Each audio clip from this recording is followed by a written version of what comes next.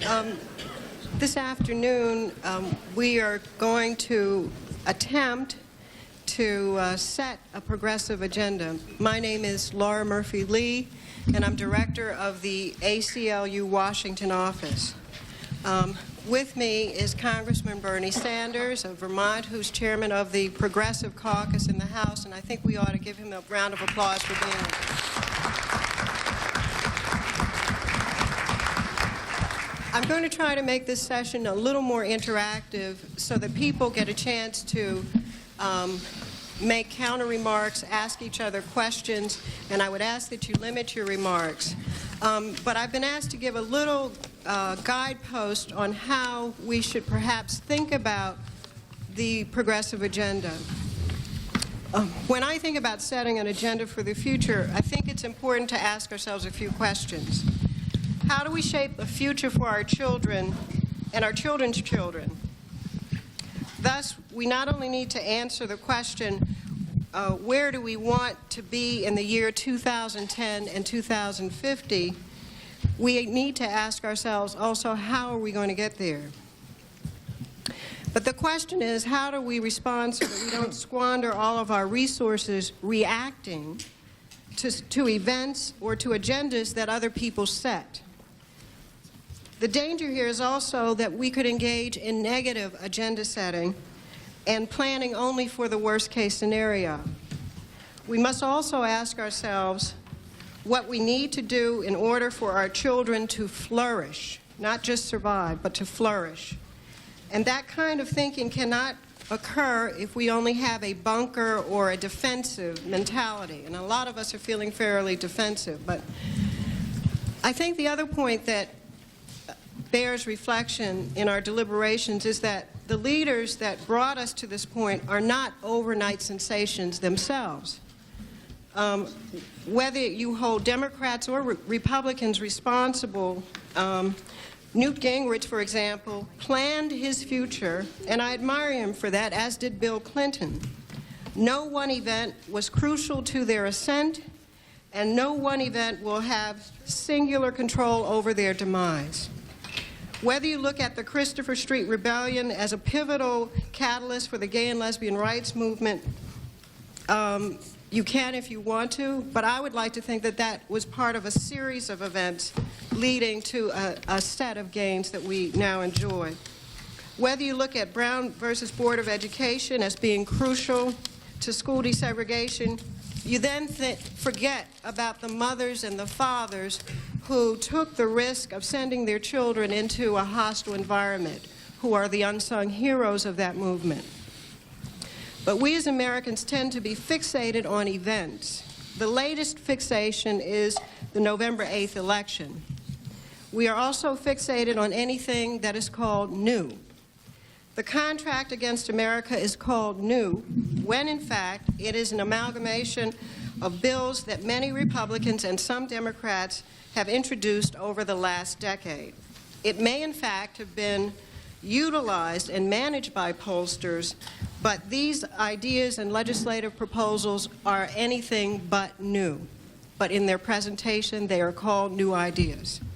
So let's be clear, this afternoon, what we are planning for and responding to, and even if we must put a great amount of our collective resources into fighting the contract or preparing for the 1996 elections, we have to remember that when those events are over, we need to make sure that whatever we use to respond in the short term, we have an infrastructure in place that continues and serves as building blocks that support a long-term agenda that will meet our needs in the year 2000, 2010, 2050, and onward. And finally, let's remember the saying that Congressman Bill Clay uses so often. We have no permanent friends, no permanent enemies, just permanent interests. So that means we must be careful not to vilify individuals or parties, but the principles and the proposals that they espouse. There are a number of Republicans, for example, who have co-sponsored major civil rights legislation, and a number of very conservative Democrats who have been a number of Republicans who have supported major civil rights legislation, and a number of conservative Democrats who have been entirely oppositional to civil rights. So we can't, we have to be careful not to be too partisan and not to stick to party labels and talk about what is not only in this coalition's enlightened self-interest, but what's in the American people's enlightened self-interest, and what's in the interest of our children, our grandchildren, and their children. And with that, I suggest that we start in by allowing Congressman Bernie Sanders to say a few words, and then what I'd like to do is open up the discussion so that we, if there are any questions relating to the contract or comments that we didn't get a chance to accommodate in the first session, we do that now. But we also don't limit ourselves to a totally reactive posture, and we allow ourselves to talk about other things that must be a part of the progressive agenda. Thank you very much, and my congratulations to Reverend Jackson and the Rainbow Coalition for hosting this important event. I think the first thing that we have got to deal with is the despair and the despondency all over the progressive community, and that's not going to do us any good. So we have to get rid of the despair and, in fact, look at some of the positive aspects of what's been going on. And there is a positive aspect, and that is the agenda of the right wing is right there out on the table. All of America should, if we do our job well, know what they intend for the elderly, for the poor, for women, for the working people. And with that knowledge, we should be better able to educate and to organize and to go forward. For a start, it seems to me that the major struggle that we are having is trying to undo the perception of reality that Rush Limbaugh and Newt and the others have helped shape. Before I came here in my office, I was watching the television, and you'll all be happy to know that the economy is booming. Good news. Probably we can fold up our tents and go home because we don't have any problems.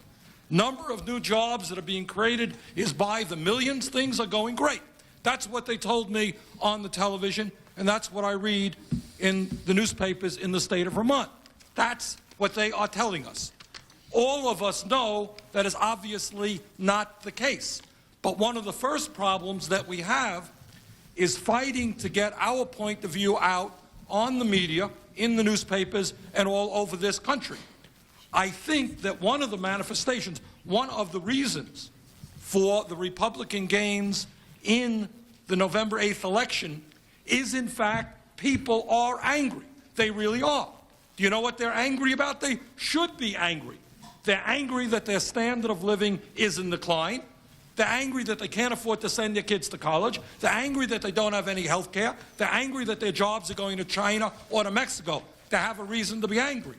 Unfortunately, Newt and Rather and the other TV and radio people have forgotten to tell them what the cause of the problems are. Forgot to tell them that the 2% of the people who control the economy, they're doing very, very well. Forgot to tell them about the corporations that are making billions by throwing American workers out on the streets, going to Mexico and China. Forgot to tell them about the unfair tax system, which means that middle-class Americans are often paying a higher percentage of their incomes in taxes than are the rich. Forgot to tell them about the growing gap between the rich and the poor. So people are angry. And if they're angry, they are allowed to vent their anger. How are they allowed to vent their anger? Against immigrants, against welfare recipients, against people of color, against the gay community. We're allowed to do that. Unfortunately, we are not allowed to stand up to the people who have the wealth and who have the power. So our job is to understand the legitimate anger of people and to try to funnel that anger against the people who are really causing the problems and impoverishing tens of millions of Americans. Very briefly, let me tell you what some of us in Congress are trying to do. Number one, the Progressive Caucus, point by point, will not only be responding to the contract with America, but we will be posing progressive alternatives. Number one, among other things, we're going to be fighting to raise the minimum wage. People can't live on $4.25 an hour. We need a minimum wage of at least $5.50 an hour.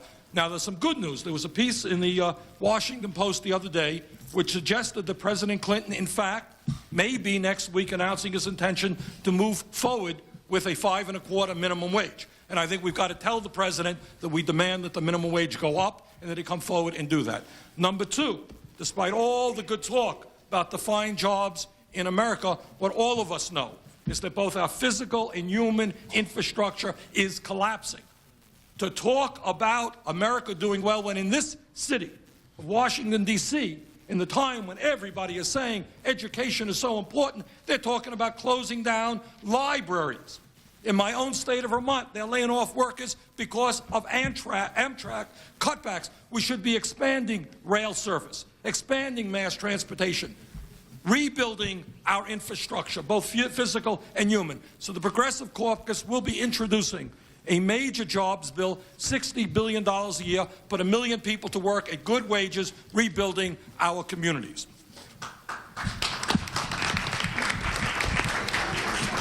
And a third issue that we are concerned about is that we understand that one of the reasons that the standard of living of average Americans is in decline, and one of the reasons that major corporations have been able to throw millions of American workers out on the street as they go to China, and I always get a kick out about that. Remember when we were younger, China was a terrible authoritarian communist country, and we had to spend billions of dollars protecting us from the Yellow Menace. You remember all that? Yes. Guess what? Last I heard, China is still an authoritarian communist country. But, on the other hand, we now know that it's a wonderful place to invest because you can get workers there for 20 cents an hour. They can't form unions. They can't elect their own officials. So it's a good country now to invest in. But what we believe is that one of the reasons that working people have not had the power is the obvious decline in trade union membership. So one of the other pieces of legislation that we will be pushing very hard is a radical change in labor law and the need to make it much, much easier for workers to be able to form unions, to negotiate decent contracts, and to have more political power. So those are some of the issues that we will be working on. Thank you.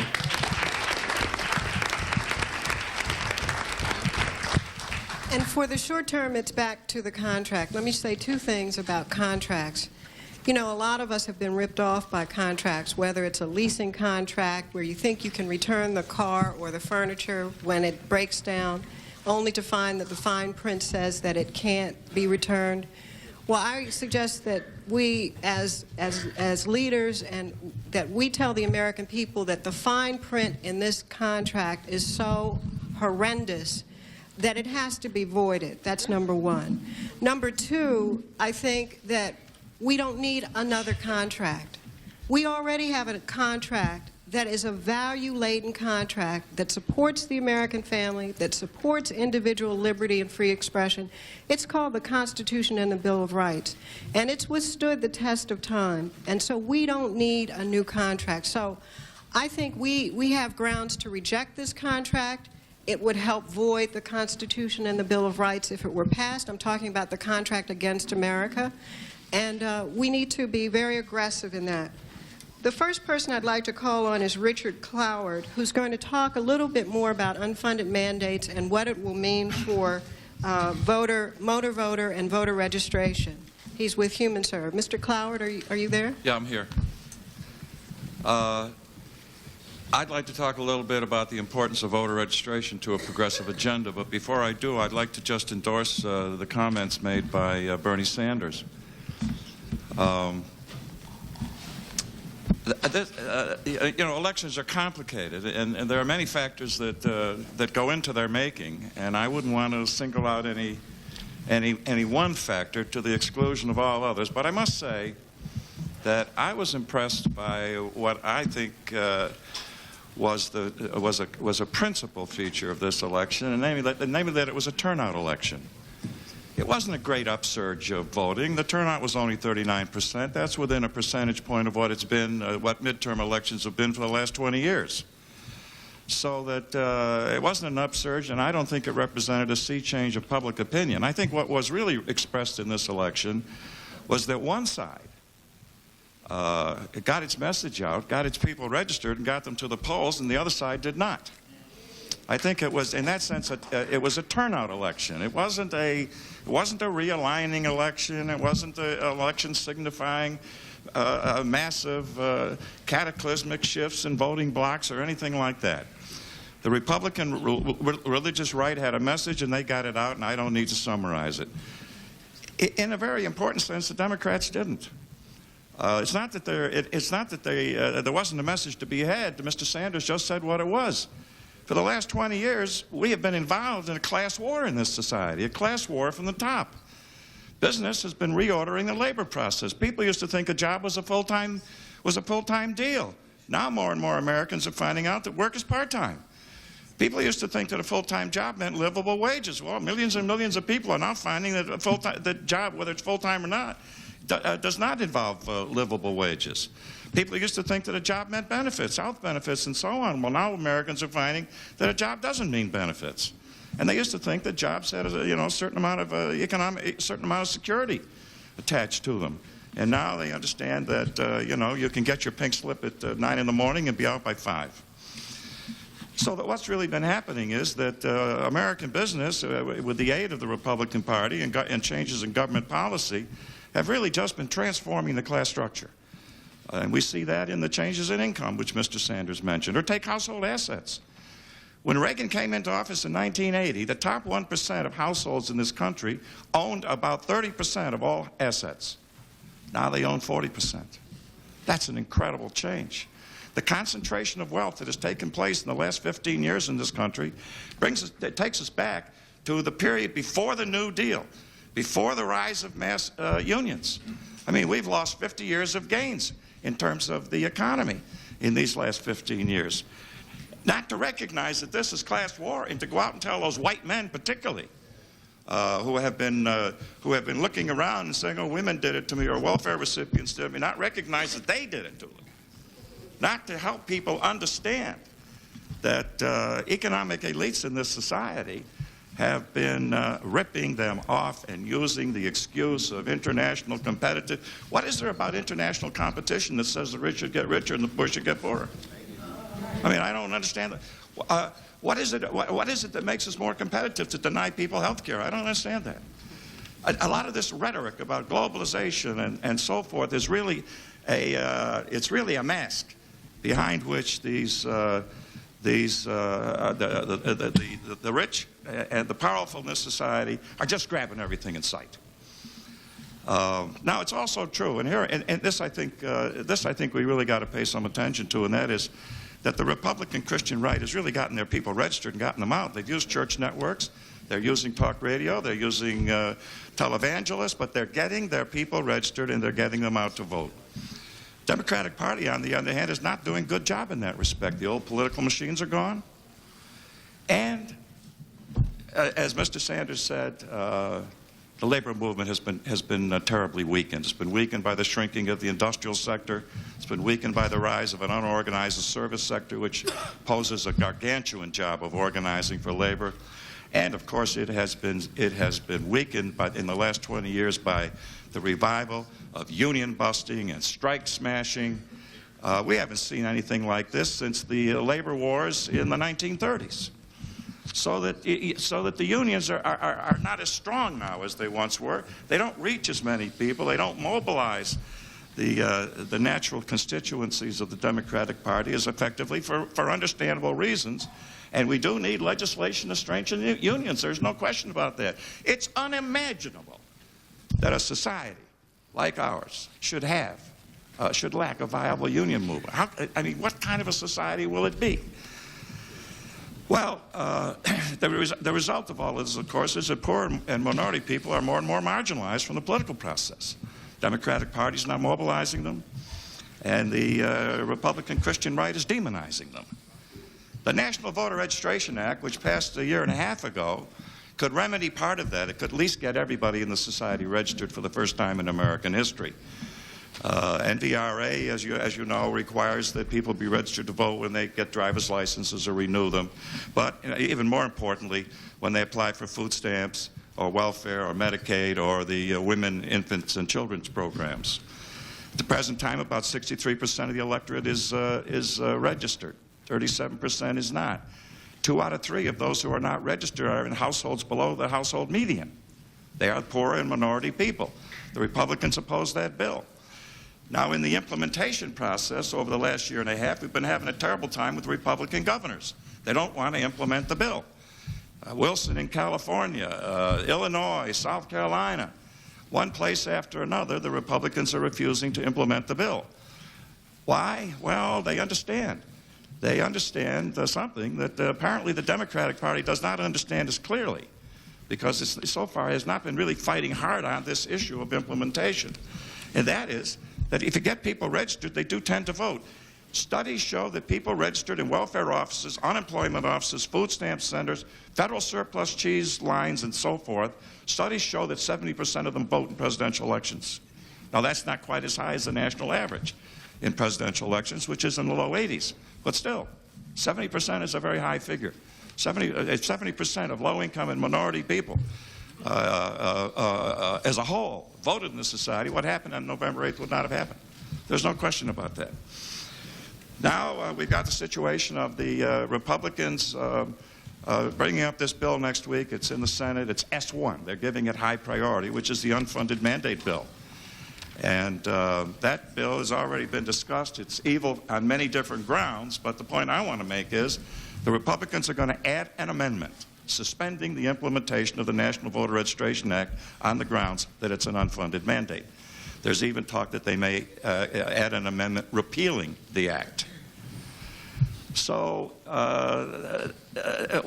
what all this comes down to is there is still an enormous fight to be made in American society to get the natural constituencies of a progressive movement fully enfranchised, fully registered, and for once in the life of this society, to have a society in which all people participate, not just the better off. Thank you very much.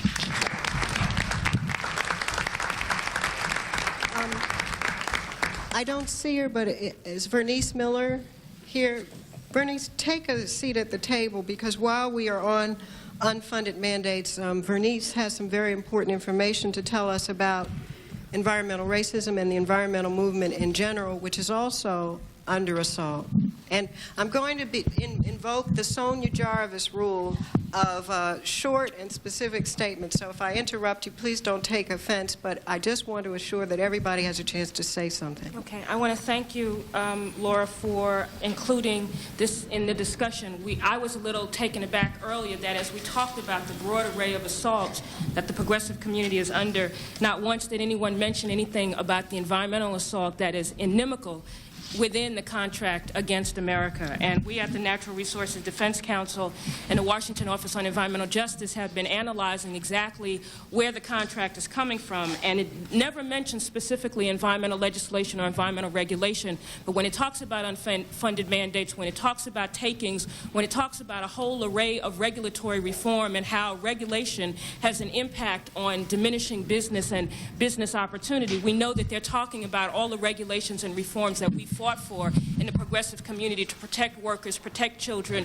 protect farm workers, and most of all to protect local communities from pollution and the ravages of industry. I'll just read you briefly some of the things that people should go back and look at in the contract.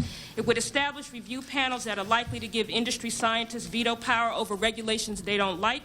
It would require 23 new sets of analyses to be completed before any rule can be issued, and this would keep environmental officials from enforcing any regulation. It would create massively complicated analytical requirements for agencies to undertake and give polluting industries the opportunity to sue those industries based on technical violations of those requirements. It would prevent government agencies from taking enforcement action against willful polluters by creating loopholes for white-collar criminals to escape detection and punishment. And under the guise of takings, it would set up a scheme that would exempt landowners from any federal law that might reduce the value of their property. So if there's a Superfund site that a community of color is trying to get designated for cleanup, that the federal government could now declare that a takings of land and could then say that that community would not get the money or the designation for a cleanup. And we should view all of this in the context. As we sit here now, the Clinton administration is seriously debating the elimination of the Department of Energy and the elimination of Housing and Urban Development, two agencies that are critically important to the constituencies that we represent and that we work for. While we have seen in communities of color an increase in environmental consciousness of our constituencies and of Congress to protect us, the Republicans now come in and say that we don't really care about those people, we don't care what happens to them, we don't care whether they live or die, and that's why they have the language that they have deeply embedded within the contract with Americans. So we are looking to the rest of our brothers and sisters here to build a broader agenda that talks about protecting environmental interests of communities of color and poor people and workers and children. And so we think it's real important that this be a part of your dialogue. Thank you. Thank you, Bernice. We've got a lot of other issues to put on the agenda, Prop 187, as well as some civil rights issues. But I know that Adjoa Otero, who is representing NCBL, has got a few things to say about the crime component, about the contract. Thank you. Thank you. I'm with the National Conference of Black Lawyers, for those of our viewers who don't know what NCBL is. I'd like to make a couple of points, Laura, if I could, around the Take Back the Streets and the whole issue around crime. That the Republicans and I, unfortunately, have to say many Democrats have embraced. This view that somehow those of us who are going to, or those of them who are going to win elections, must embrace the issue of crime from the point of view of distancing ourselves from real issues of how, in fact, crime can be not only prevented, but once crime takes place, how it needs to be punished and treated. The Take Back the Streets is really about punishment. And it's not only about punishment, it's about destruction of the poor and communities of color. It's about violence against those communities whom they say are in fact creating violence. It really won't take back the streets, it will really make the streets more dangerous. Why will it make the streets more dangerous? It's because if we look at the history of violence in this country, I mean, we're the most violent country in the world, in the Western Hemisphere, and dare say probably the world.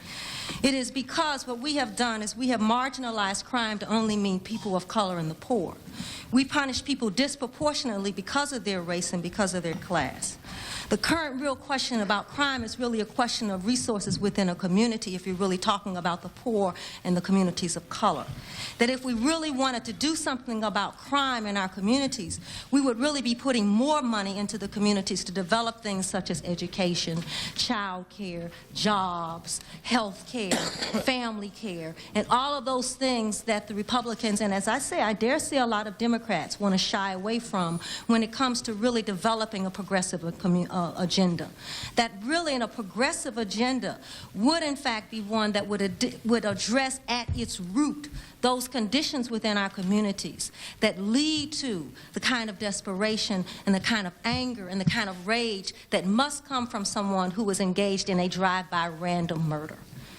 The second point that I'd like to state as it relates to not only crime but this whole agenda, because I don't want to come back again, is the fact that I have to underscore one of the things that you said in your presentation, Laura, which is that we have to begin to develop our own agenda. One of the things that is so frustrating for me as an activist is that we spend a whole lot of time in meetings reacting to what somebody else is doing to us. We need to begin to develop what is it we want in our communities. What do we want? What resources do we want? What kinds of educational programmatic efforts do we want in our community? What do we know our people need? And come together and develop that. A coalition of organizations, the National Conference of Black Lawyers, the NAACP, the ACLU Washington office, the National Lawyers Guild, the National Bar has participated. Approximately 40 organizations came together in January of 1994 and have begun the process and are in the process of finalizing a draft agenda of human and civil rights that would cover the gamut of our right right to live in a community free of governmentally imposed violence, our right to have housing, our right to have jobs, our right to have health care, the women's rights issues, the right to participate in a meaningful political process. And what we would ask all of you sitting here who are interested in really coming on and working with a coalition of progressive and liberal organizations who are about developing a positive agenda that we will work from the grassroots up to try and implement, that you get in touch with us. You see myself at the table, you see Martine from the National Lawyers Guild, you've heard from H.T. Smith, NAACP, to come to us, give us your names and phone numbers and addresses so you can become a part of a progressive arm that is attempting to develop an agenda that we believe we can fight for and win. Thank you. Thank you, Audrey. Just another provision that I think we're all concerned about in the Safe Streets provision of the contract with America is that they are attempting to repeal something that was positive in the crime bill last year called the Family Unity Demonstration Act. Many people who go to prison have children, and many women who enter the prison system are pregnant when they enter or become impregnated while in prison. And we have found that the recidivism or your return to prison, your likelihood of committing another crime is greatly reduced if you are in prison and you're brought out of prison and put in some sort of controlled environment where you can be reunited with your family. Then you have a sense of what your investment in the community is. Many of the children born in prison are up for foster care and adoption, and the parents never see the children anymore. In many cases, as soon as the baby is born, the woman is returned to her cell, and she never has contact with the child until she's 2, 3, 4, 5 years old. So the Family Unity Demonstration Act is anti-crime because it prevents people, it gives them an investment, it prevents them from becoming hopeless about their ability to participate in society. That is specifically mentioned in the contract, and I think when we develop our agenda, we must include our support for the Family Unity Demonstration Project. I'm going to look for raised hands around the table about any other outstanding issues with regard to the contract with America. Are there other issues? Yes. Yes. Please identify yourself for everyone. Okay. Buenas tardes, queridas amigas y amigos. Good afternoon, my dearest brothers and sisters. My name is Roberto Maestas. I am from Seattle, Washington. I am the executive director of El Centro de la Raza. When you're in Seattle, or even if you're not planning there, please come visit us, not to work with us or on our agenda, but to do as Reverend Jackson has been urging us to do now for years, is to get to know each other. Because before I work with you, I would really like to know who you are and what you are about. Because progressive agenda and progressive people and political activists are very sloppy, loose terms. But first, let me thank Dr. King for giving me the privilege to be here, because there's probably no better place to be today than here at this meeting. Let me also thank all the hardworking staff of our coalition here in Washington, D.C. for breaking your backs to make this a successful conference. I think this is a wonderful session to look at tomorrow's strategizing sessions and the workshops. And I'm going to have a responsibility and moderate one of them, and I invite you all to be there because I think we have to start talking honestly to each other. There's been so much whining and sniveling, and look what they're doing to us. They're doing what they've always done and what they're supposed to do. That's what they're for. That's what they've done. Reaganomics works. Reaganomics works because that's what they're supposed to be doing. It works for them. It always has. But you see, when they founded the ANC in 1912 and they made the laws of separation, the laws were still in the books when the people said this law is worthless. This contract with America is a worthless piece of paper. And the only way we're going to make that point is if we... Let me stop here and ask people, how many of us here, honestly, frankly, have read a book that was written 28 years ago called Where Do We Go From Here, Chaos or Community? Oh, please, more of you, please lie to me now. I'm kidding. How many of you who have read that book, and there was very, very few, have read it in a collective environment with people you love or trust? Again, 1, 2, 3, 4, 5. Oh my goodness, no wonder we're in a pickle.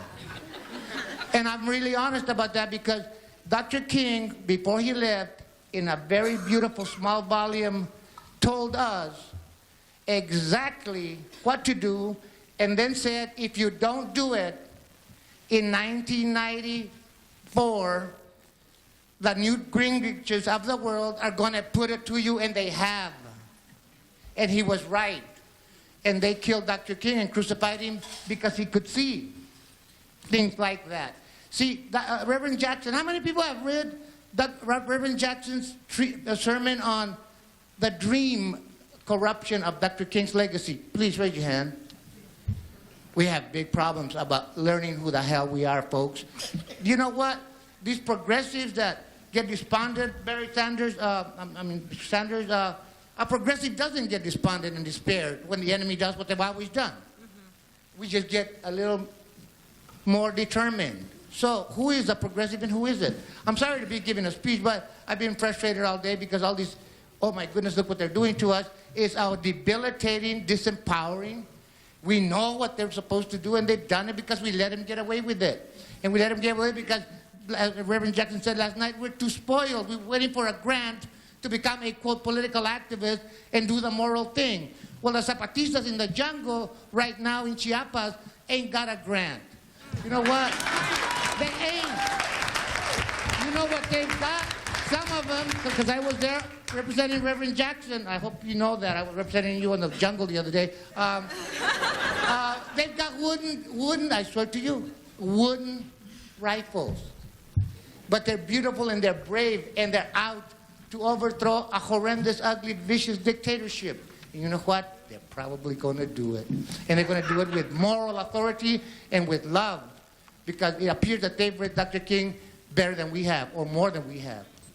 Because Mexico has had their own Dr. King. His name was Zapata. And all of the countries in the third world have had their Dr. Kings. We got ours. We better find out what he told us just before he died. Otherwise, we'll be trained, and it wasn't a dream. It was a plan. Thank you very much. See you tomorrow. Thank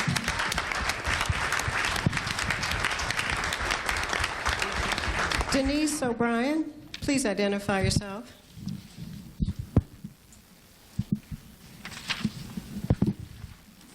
My name is Denise O'Brien, and I'm a dairy farmer from Iowa, and I'm the president of the National Family Farm Coalition. And one of the issues we haven't talked today about is something I'd like to ask you. Who eats in this room? Could you raise your hand? Could you raise your hand if you eat? If you eat, raise your hand. Right. All right. I'd like to know, of all those of you who eat, who understands that where your food comes from. That's encouraging.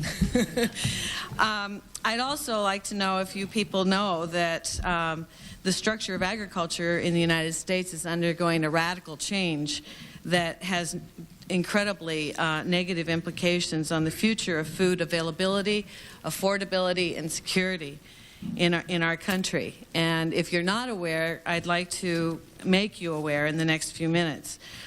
I would just like to say that agriculture policy in our country has been a corporate policy since World War II. And we have been catering to the needs of the corporate community.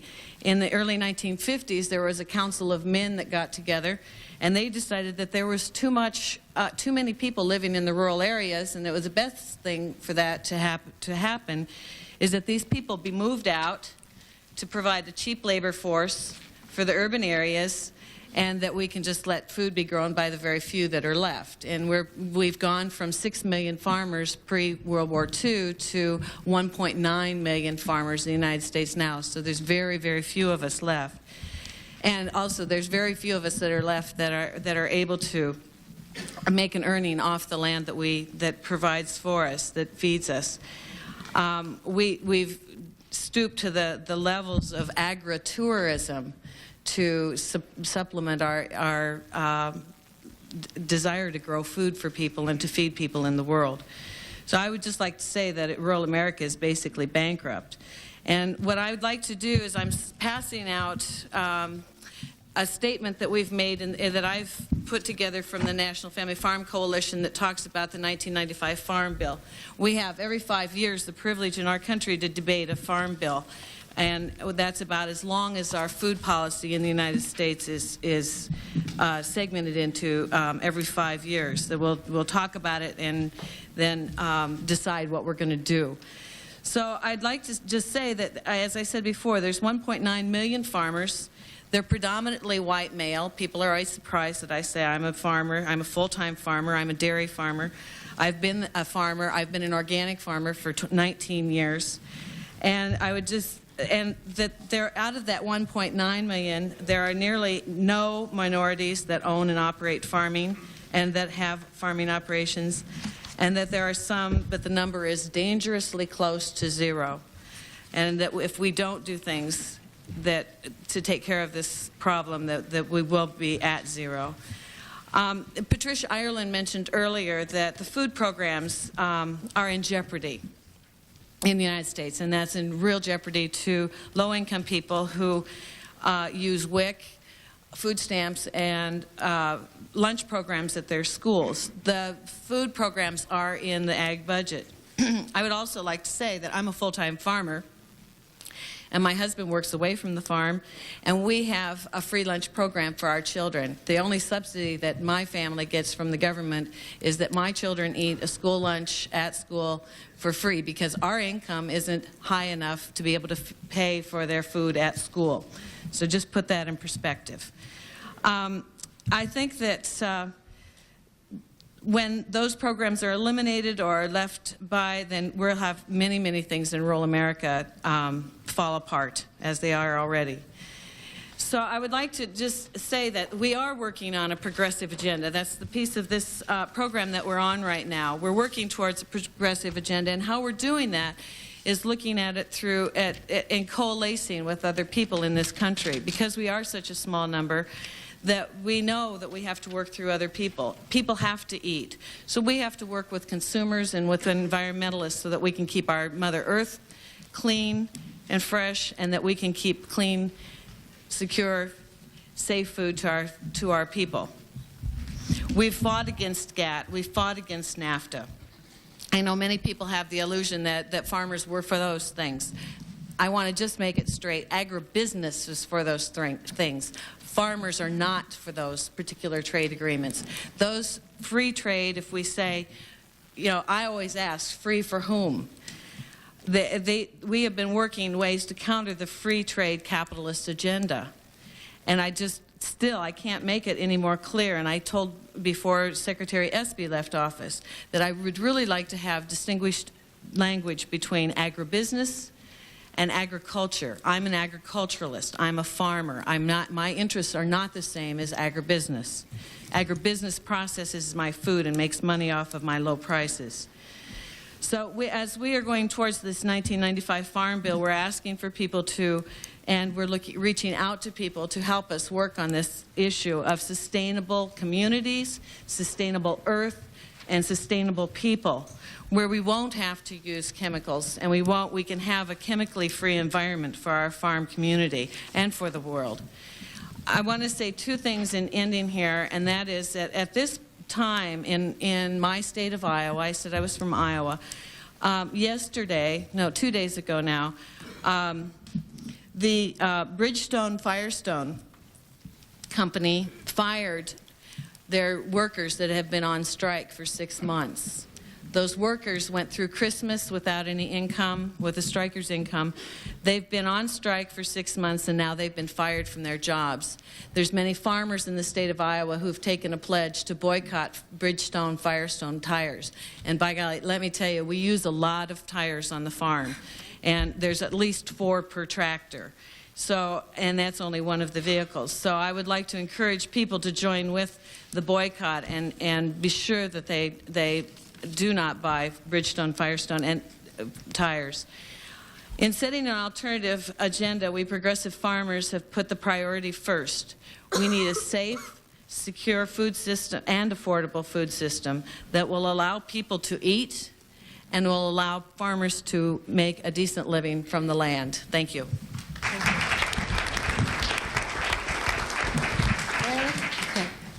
I'd like to,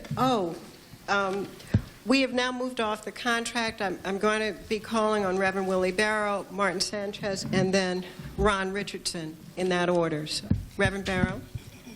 Thank you very much. I don't have very much to say. I've been listening all the morning and all yesterday. And somewhere somebody told me one time that economics and politics are sleeping with each other, and they ain't about to get out of bed.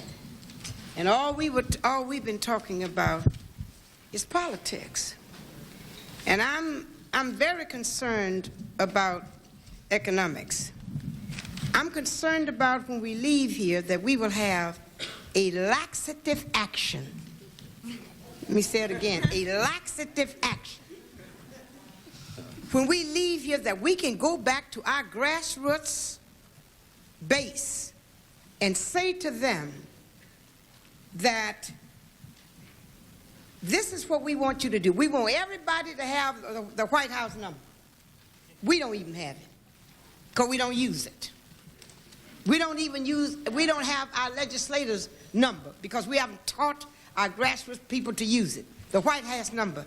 When this thing came about in Boston, every one of us, we got 300 people in this room, if we had made a call to the White House, asked for Lou Gingrich, anybody, and told them we don't like what's going on, and we want to change it, I mean, we got to get mad about some things and then act like we mad. But don't get mad and have an ulcer because you're not talking about it. I think that we have lost sight of what is happening, labor and everybody, of what's happening in our cities.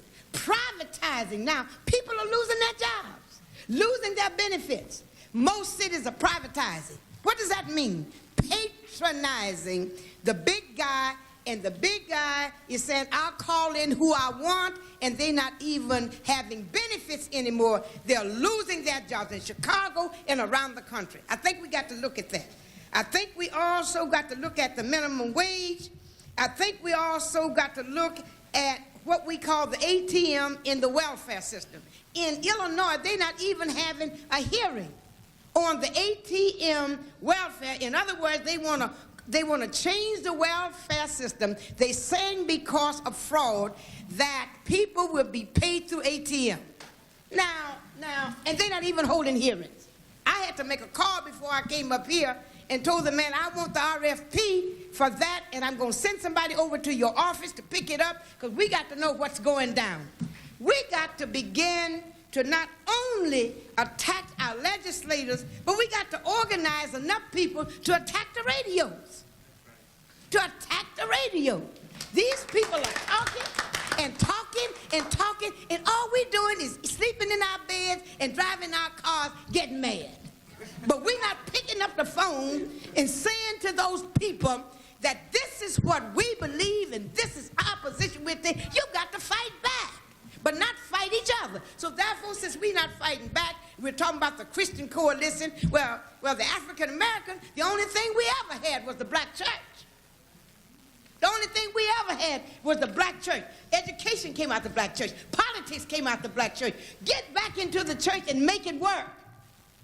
And then organize so that if we're going to be spending $399 billion by the year 2000, that means we ain't poor.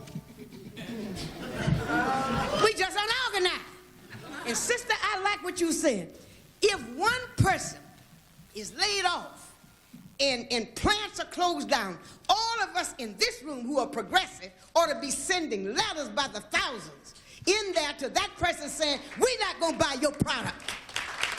Hit them where it hurts in the pocketbook.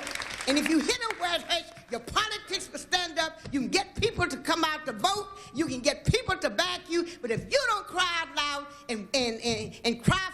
workers, they not going to cry for you. That's all I got to say. Let's leave here with an action for Tom and Lucille and John and Moses. Amen.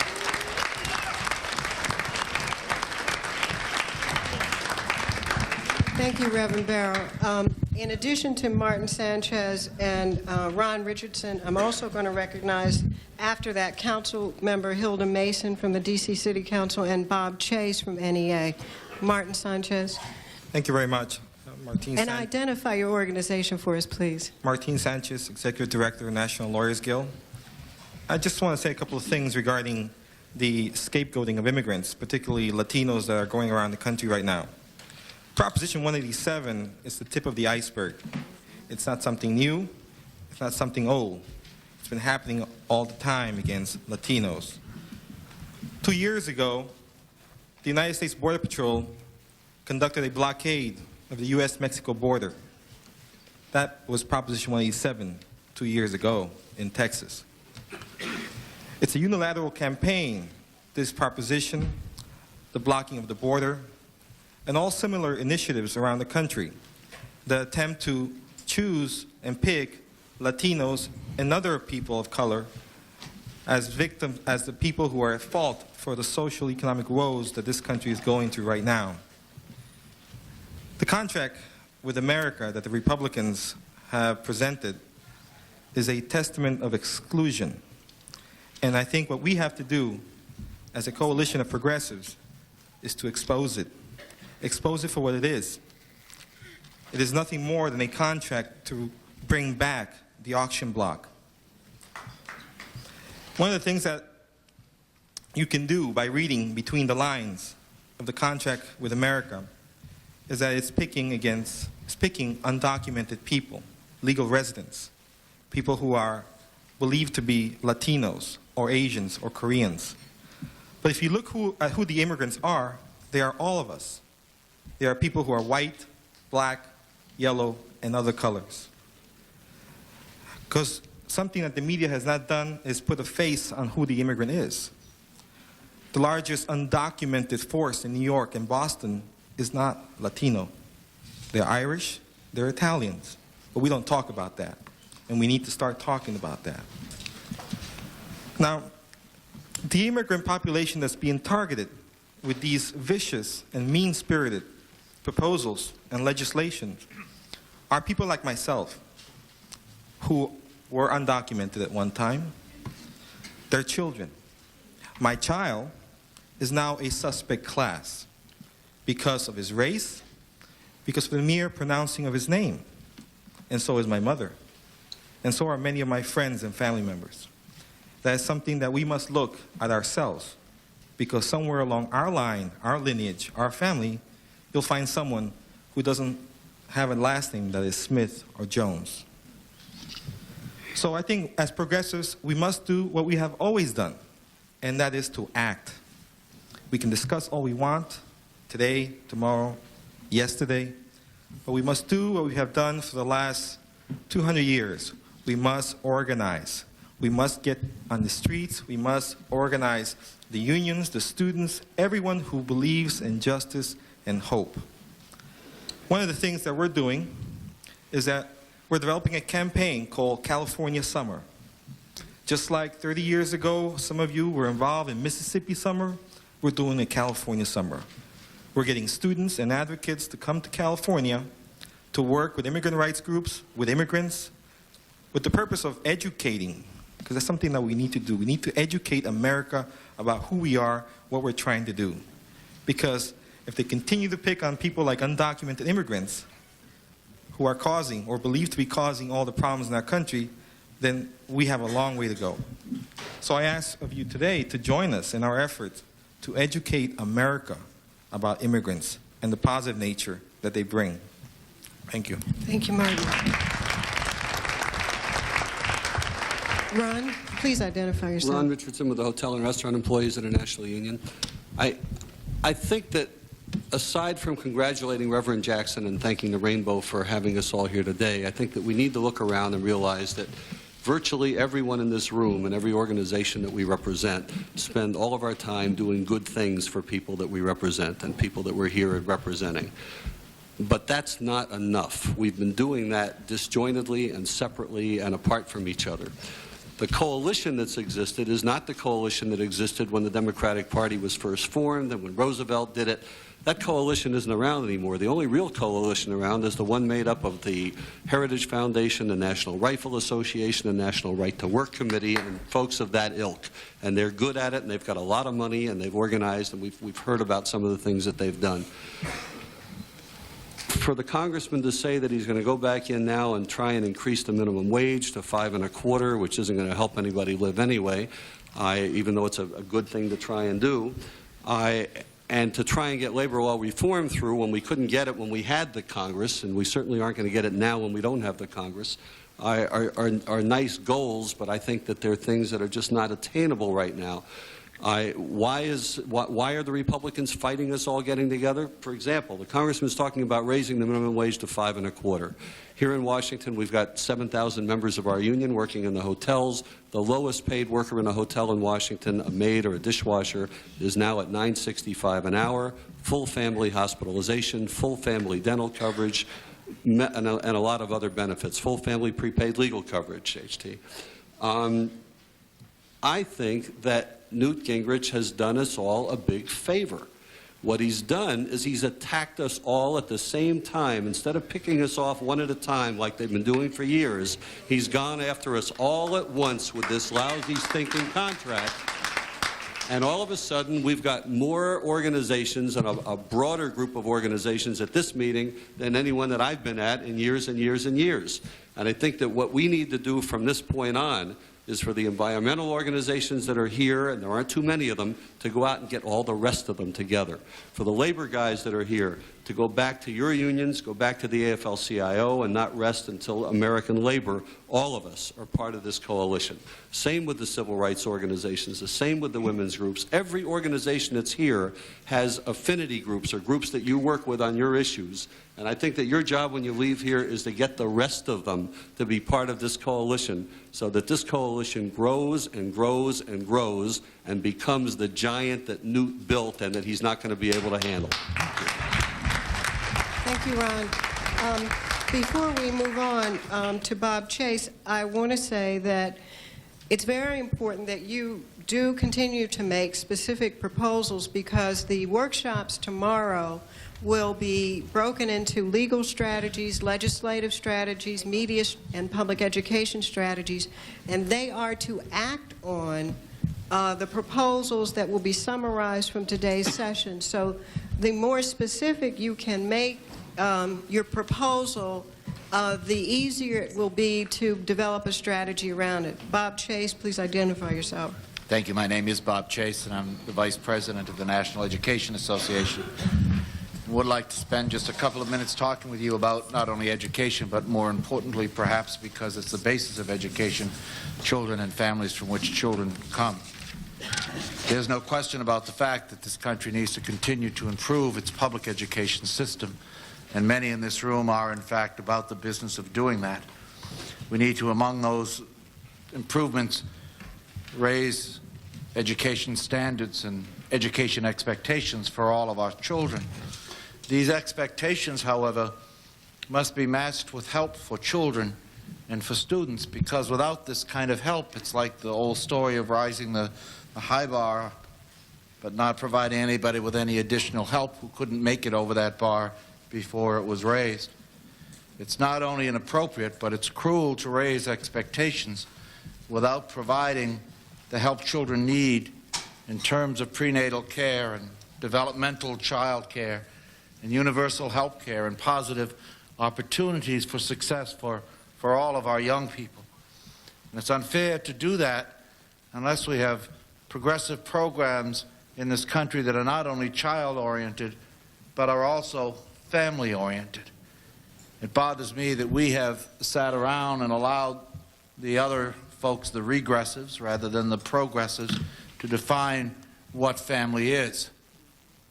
We look right now and listen to what they say, and family is a traditional family.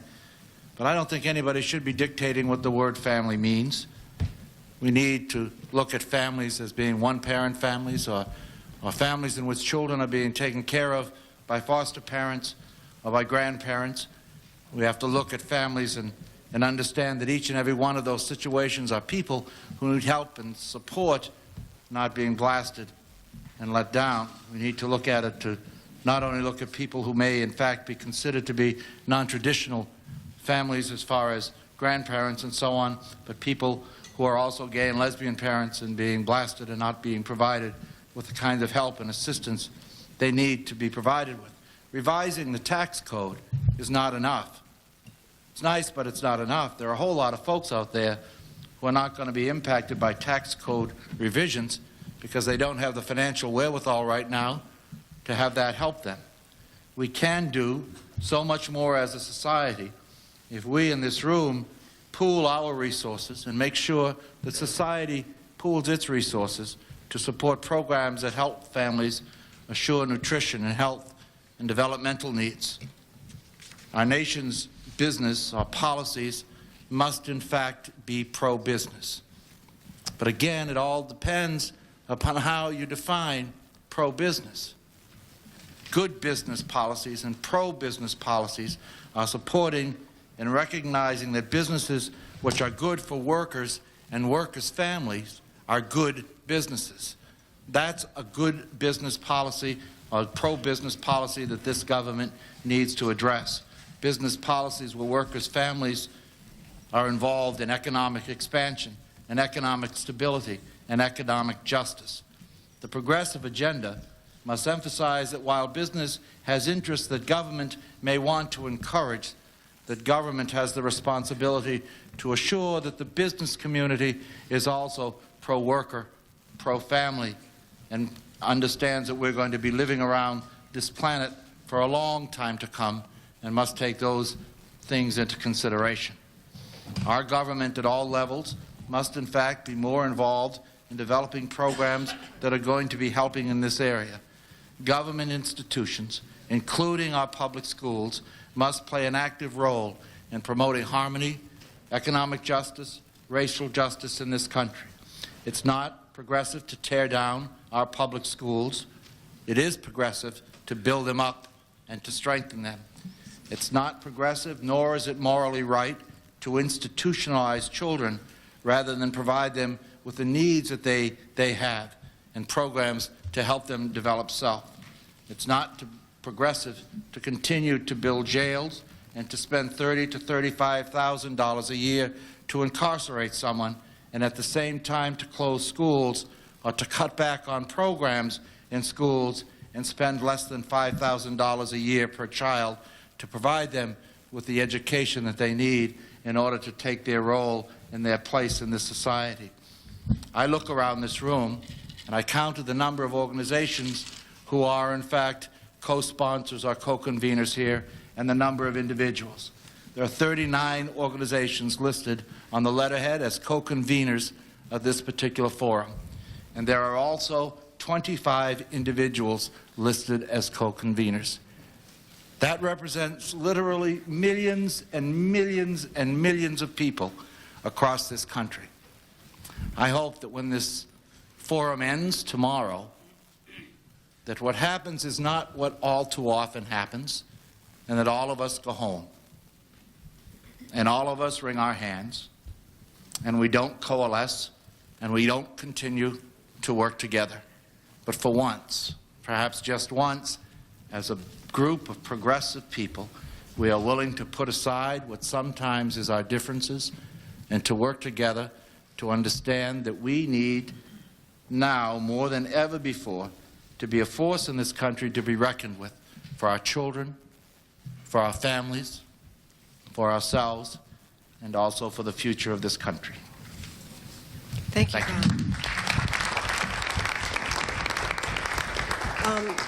The elected official who has served the longest period of time in the District of Columbia government and who has been probably the most tireless advocate of statehood and human and individual rights, D.C. Councilwoman Hilda Mason. Well, thank you very much. I'm very happy to be here today. and I'm happy that you're having this wonderful affair. I'm happy to say to all of you that I am the grandmother of everybody in the world. Okay? When I think about the Congress of the United States, I think that they should be encouraged to define democracy, because I don't think they practice democracy. And a part of that problem is the way they treat the residents of the District of Columbia.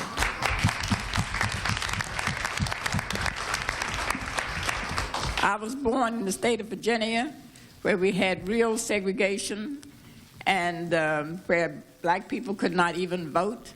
And so when I came to the District of Columbia, I thought that I would be able to vote, but I wasn't. Blacks couldn't vote here either, in the District of Columbia, which is the nation's capital. So now, after all of these years, after I worked in the school system for years, served on the Board of Education, and I'm now on the Council of the District of Columbia, where I chair the Committee on Education and Libraries, sir, and I am very committed to education. I now work very hard for statehood, which I helped organize in the early 60s with Julius Hobson and Josephine Butler. Raise your hand, please, Josephine. All right.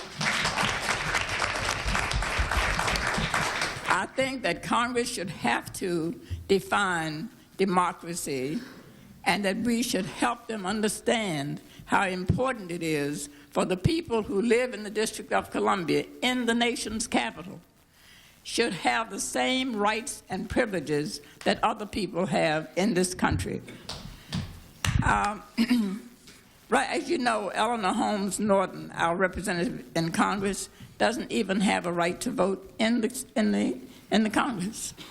And so that was taken away just to even vote in committee. And I think that that is just terrible. If I were in their place, I would be embarrassed to have to sit there and face the rest of the country and then look at the rest of the world and talk about democracy, and then we are not practicing democracy in this country. We have taxation here without representation. We can't tax people who earn a living in the District of Columbia but live outside of the District of Columbia, but other nations' capitals can do that, and also other states generally can do that.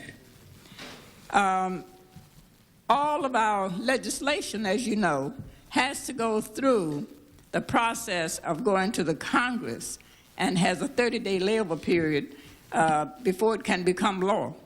And if they don't like it, they can turn it back to us and say, no, you can't do that.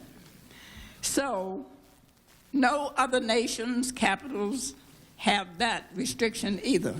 And I think that since we call ourselves the most democratic country in the world, that we should have free people in the nation's capital. So I'm urging you to organize in your states and in your counties and wherever you are. Hello, Mr. Vermont. I know you know that I helped you get elected in Vermont, right? And I know you have more people in D.C. than we have in Vermont. Yes. So I want you to know that if you will organize and work toward getting your people to understand how serious it is that we in the District of Columbia should have the same rights and privileges that other people have in the rest of the country. And then maybe we can get the Congress to vote for statehood for the District of Columbia, and we would become the 51st state. So help your grandmother bring democracy to the District of Columbia. Thank you very much. We're going to hear from a couple more panelists, about 5 more panelists, but then we really have promised people that we would open this session up for questions and comments from the audience. Before I call on some of the panelists on this side, I want us to recognize Lori Valencia Greene, who is probably one of the best things that ever happened to Planned Parenthood. She's their chief lobbyist on Capitol Hill, and you can imagine when she goes to work, for reproductive rights in this environment, she gets a headache probably before she even walks in the door. But Lori, I think it's very important that we add reproductive rights and family planning to the agenda. And if you could just sort of give a capsule of what you think the priorities are, the immediate priorities are for a progressive coalition. Thank you very much, Laura.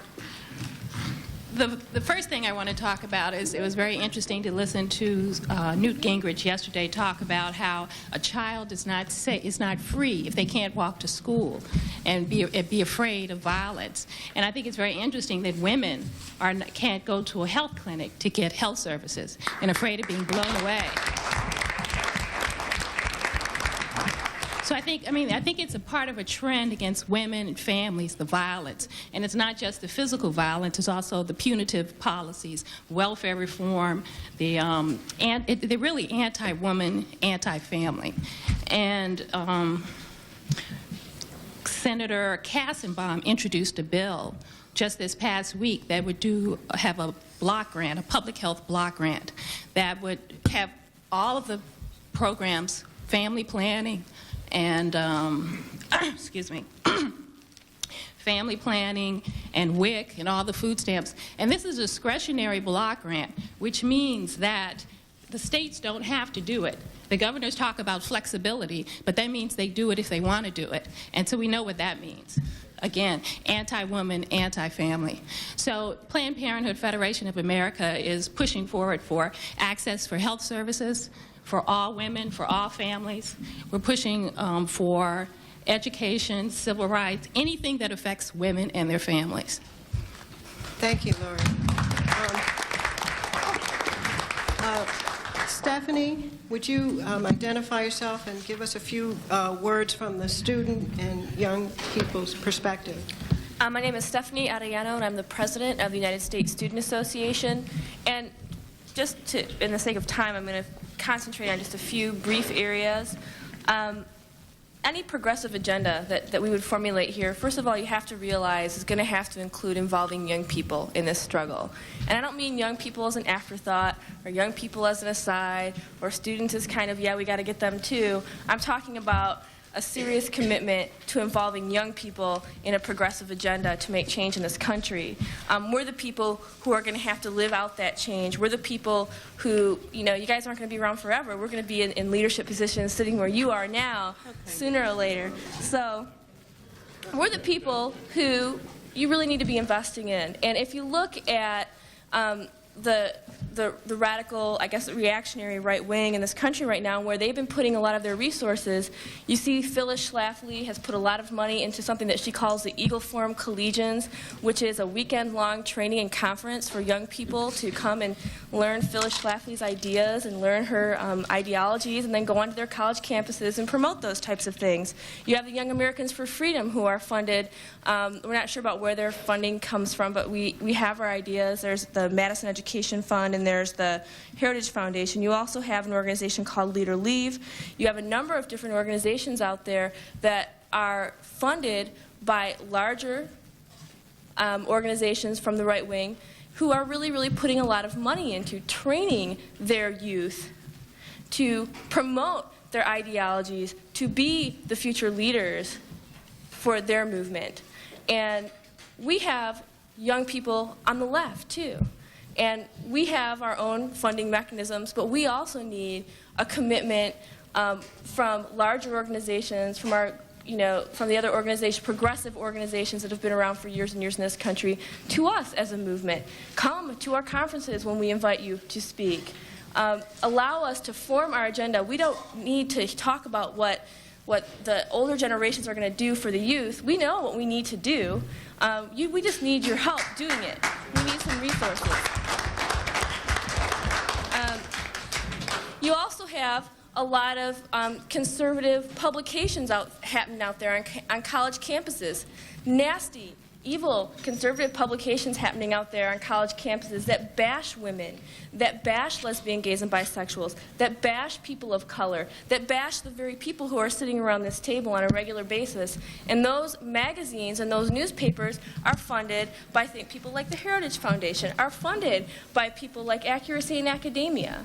That's where that money comes from, and we need that type of support as well. We also need for this organization, or for our organization or our coalition, to have a very aggressive agenda where education is concerned. Education, an educated populace, has got to be the worst fear to the radical right wing, having educated, critical thinking populace out there. That's got to be their worst fear, and that's what we need to be committed to. We need to talk about having, like I said earlier, 1.8% of the total federal budget goes to all of our education programs. That's $26 billion. 1.8% funds Head Start, funds Pell Grants, funds all of our campus-based aid programs, funds the TRIO program, which is one of the only programs out there that also provides counseling to young people. 1.8% of the total federal budget is what our government spends on education. Last year, USSA, United States Student Association, launched a campaign called Recut the Pie, 1% More for Education, and it was based on an amendment by Senator Jeffords from Vermont, who did a sense of the Senate amendment for 1% more for education every year until education makes up 10% of the total overall federal budget. I think that's a good place to start as far as forming a progressive agenda. That is a concrete suggestion that I have, really reinvesting in education and putting our money where our mouth is. Putting our money where our mouth is when we talk about, we would like to have a job when we graduate from college. Okay, so you get us through, you get us to the college, we graduate, hopefully we're not too much in debt because we've restored the grant to loan imbalance and we're finally getting grants instead of loans, and we finally graduate in this dream world. We would like to have a job when we get out of college. Jobs for youth would be nice. And we want meaningful jobs that pay well, where we feel like we're contributing something, where we feel like we're doing something meaningful to society, where we feel like we're being productive citizens. I think that, I would like to close by saying that when we talk about being committed to education, we talk about putting money into programs, that we also have to look at how it is that we're educating our people in this country, not just how we're educating people in K through 12, but in our post-secondary education, what it is that we're teaching out there. Are we teaching our people to be critical thinkers? Are we teaching our people to participate in this democracy? Are we teaching them how it is that their vote works and what it means? Are we teaching our people in this country what it means to actually be a vocal and active participant? What are your rights? Do you have a right to organize? Yes, you do. Please use it. We aren't teaching that in our K through 12 institutions, and we're not teaching that in our post-secondary education institutions, and that's something that I'd like to end with. Thank you so much, Stephanie. Before I call on Martha Burk and Willie Baker and Ellen Bravo, I think you had your hand up, I just want to add something to what Stephanie said. We have not addressed yet, I think, the information superhighway and the rewrite of the Telecommunications Act. And we have to think about it because that is the wave of information exchange for the future. And we're talking about educating our young people. We must imagine a world where we have interactive cable, where we have your choice of movies. But we also have to imagine that if this telecommunications rewrite is going to go through Congress, there will be an effort to censor the kinds of material that appear that are regulated and that appear on cable, on your America Online and Internet services. And we have to fight censorship. We also have to make sure that minority groups are not redlined out of areas so that when the cable is laid, you don't exclude whole neighborhoods of low-income or rural people. We also have to worry about minority set-asides and set-asides for women to make sure that this happens. But we're talking about Congress making way for private institutions to have these rights. And just as Reverend Barrow was saying about privatizing government services, when you begin to privatize communications, you also have less influence about the federal and state policies. And if someone like Charlene Hunter Gault cannot even get her documentary on human rights and civil rights on PBS, which is allegedly a publicly controlled operation, you can imagine the kinds of problems we could have on the information superhighway. So I think it's important in terms of our forward thinking. Next, I'd like to call on Martha Burk. Thank you. I'm Martha Burk with the Center for Advancement of Public Policy in Washington. Beside me is Beverly Stripling of the YWCA of the USA. We are here today representing over 80 national women's organizations. We're with the Council of Presidents of National Women's Organizations. And Congressman, we would like to underscore your point about having a proactive agenda. That is exactly what our consortium is doing. We have been working on it today. Earlier today, we all came together for about the 5th time. We are starting a Just the Facts Truth Squad in terms of getting the truth out there. The contract against America is a contract against women in terms of welfare, taking away abortion rights, taking away the right to organize, further marginalizing female workers. And for any women who are out there watching C-SPAN, if you would like to be a part of this, fax your request to 202-265-6245, and we will make you a part of the Progressive Women's Agenda. Having said that, I think that we all in this room must shape our message to the American people as effectively as our opposition has done. We must continually ask. Last year, there was a very excellent book authored by Dr. Ralph Estes for the Institute for Policy Studies entitled, Who Pays, Who Profits? We must constantly ask, vis-a-vis the contract against America, who pays and who profits. For example, who profits from the low wage rates that keep people in poverty?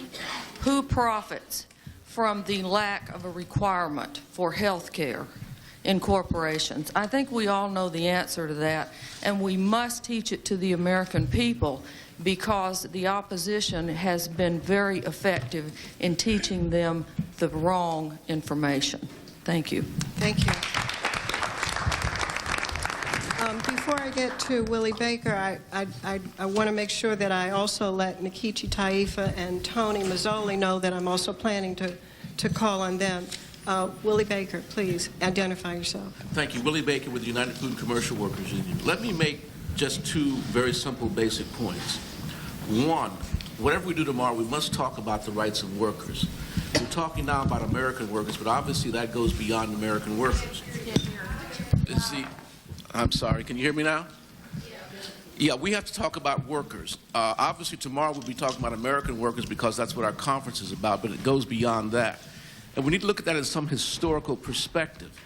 When we look at Nazi Germany, one of the first things that the Nazi Party did was destroy the free trade union movement that was in Germany. Mussolini did the same thing in Italy, and in our Latin American neighbors in the 50s and 60s when they were having military dictatorships, one of the first groups they always did away with was workers and workers' rights to have unions. What we're seeing in this country is an effort by some to do away with the right to have an effective union for workers. We have to talk about ways that we can have effective unions that represent workers in this country. Because without a free trade union movement, we don't end poverty. The best way to end poverty is to have a job and get paid for that job. Not just to have a job, but to get paid for that job and to have health benefits on that job. Corporations are in business to make money. Obviously, the less they pay their workers, the fewer benefits they give their workers, the more profit they have. Just as the sister said earlier, who profits and who pays. The other thing is, we have to be smarter. It is not just enough to be right. Crime issue, for example. We have lost the crime issue. And you ask yourself, why is that? Who are the real victims of crime in this country? Look around your minority community and look at drive-by shootings, look at the crack cocaine problem, and look at all kinds of crime, and you find it in our community. But we have lost that issue. Your grandmother, your mothers are not safe to walk the streets in some places at night. But we haven't identified with them. We spend a lot of time identifying with those people who may have committed the crime, and we've talked about ways to rehabilitate them, and we should do that. We absolutely should do that. Prevention of crime is a great way to go. But we have lost the issue because we have not identified with the victims of crime who are our mothers, our grandmothers, and our children who can't walk to school anymore. Our kids who are afraid to go to school because someone has a gun. We have metal detectors at the doors of school to protect our children. That issue should never have been lost to us. And it was only lost because we thought being right was enough. It is not enough. We have to figure ways to sell our ideas to the American public, because you only win when you sell your ideas and they buy your candidates, and then those candidates can vote on the issues that are important to them. Until we do that, we will never get the 218 votes we need in the Congress to pass anything, no matter how good it is. So let us think tomorrow about the difference between the policies we do and the public relations that we do, because they're both important. But frankly, without the public relations, which we have been lousy at, we will never win the policy issues. Thank you.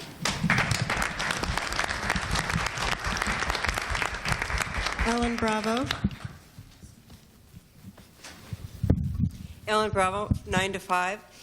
I just want to throw out real quick, as a guidepost, how do we decide? Do we go for increased minimum wage, or don't we have a chance to pass it? How will we know which of these things to do or not do? Should we just defend the rights that are going to be attacked, or can we fight for other things? And I think the guidepost should be, will it build the movement? No matter what we do, will it empower people? Will it help them tell their story so we put faces to the statistics and show who pays?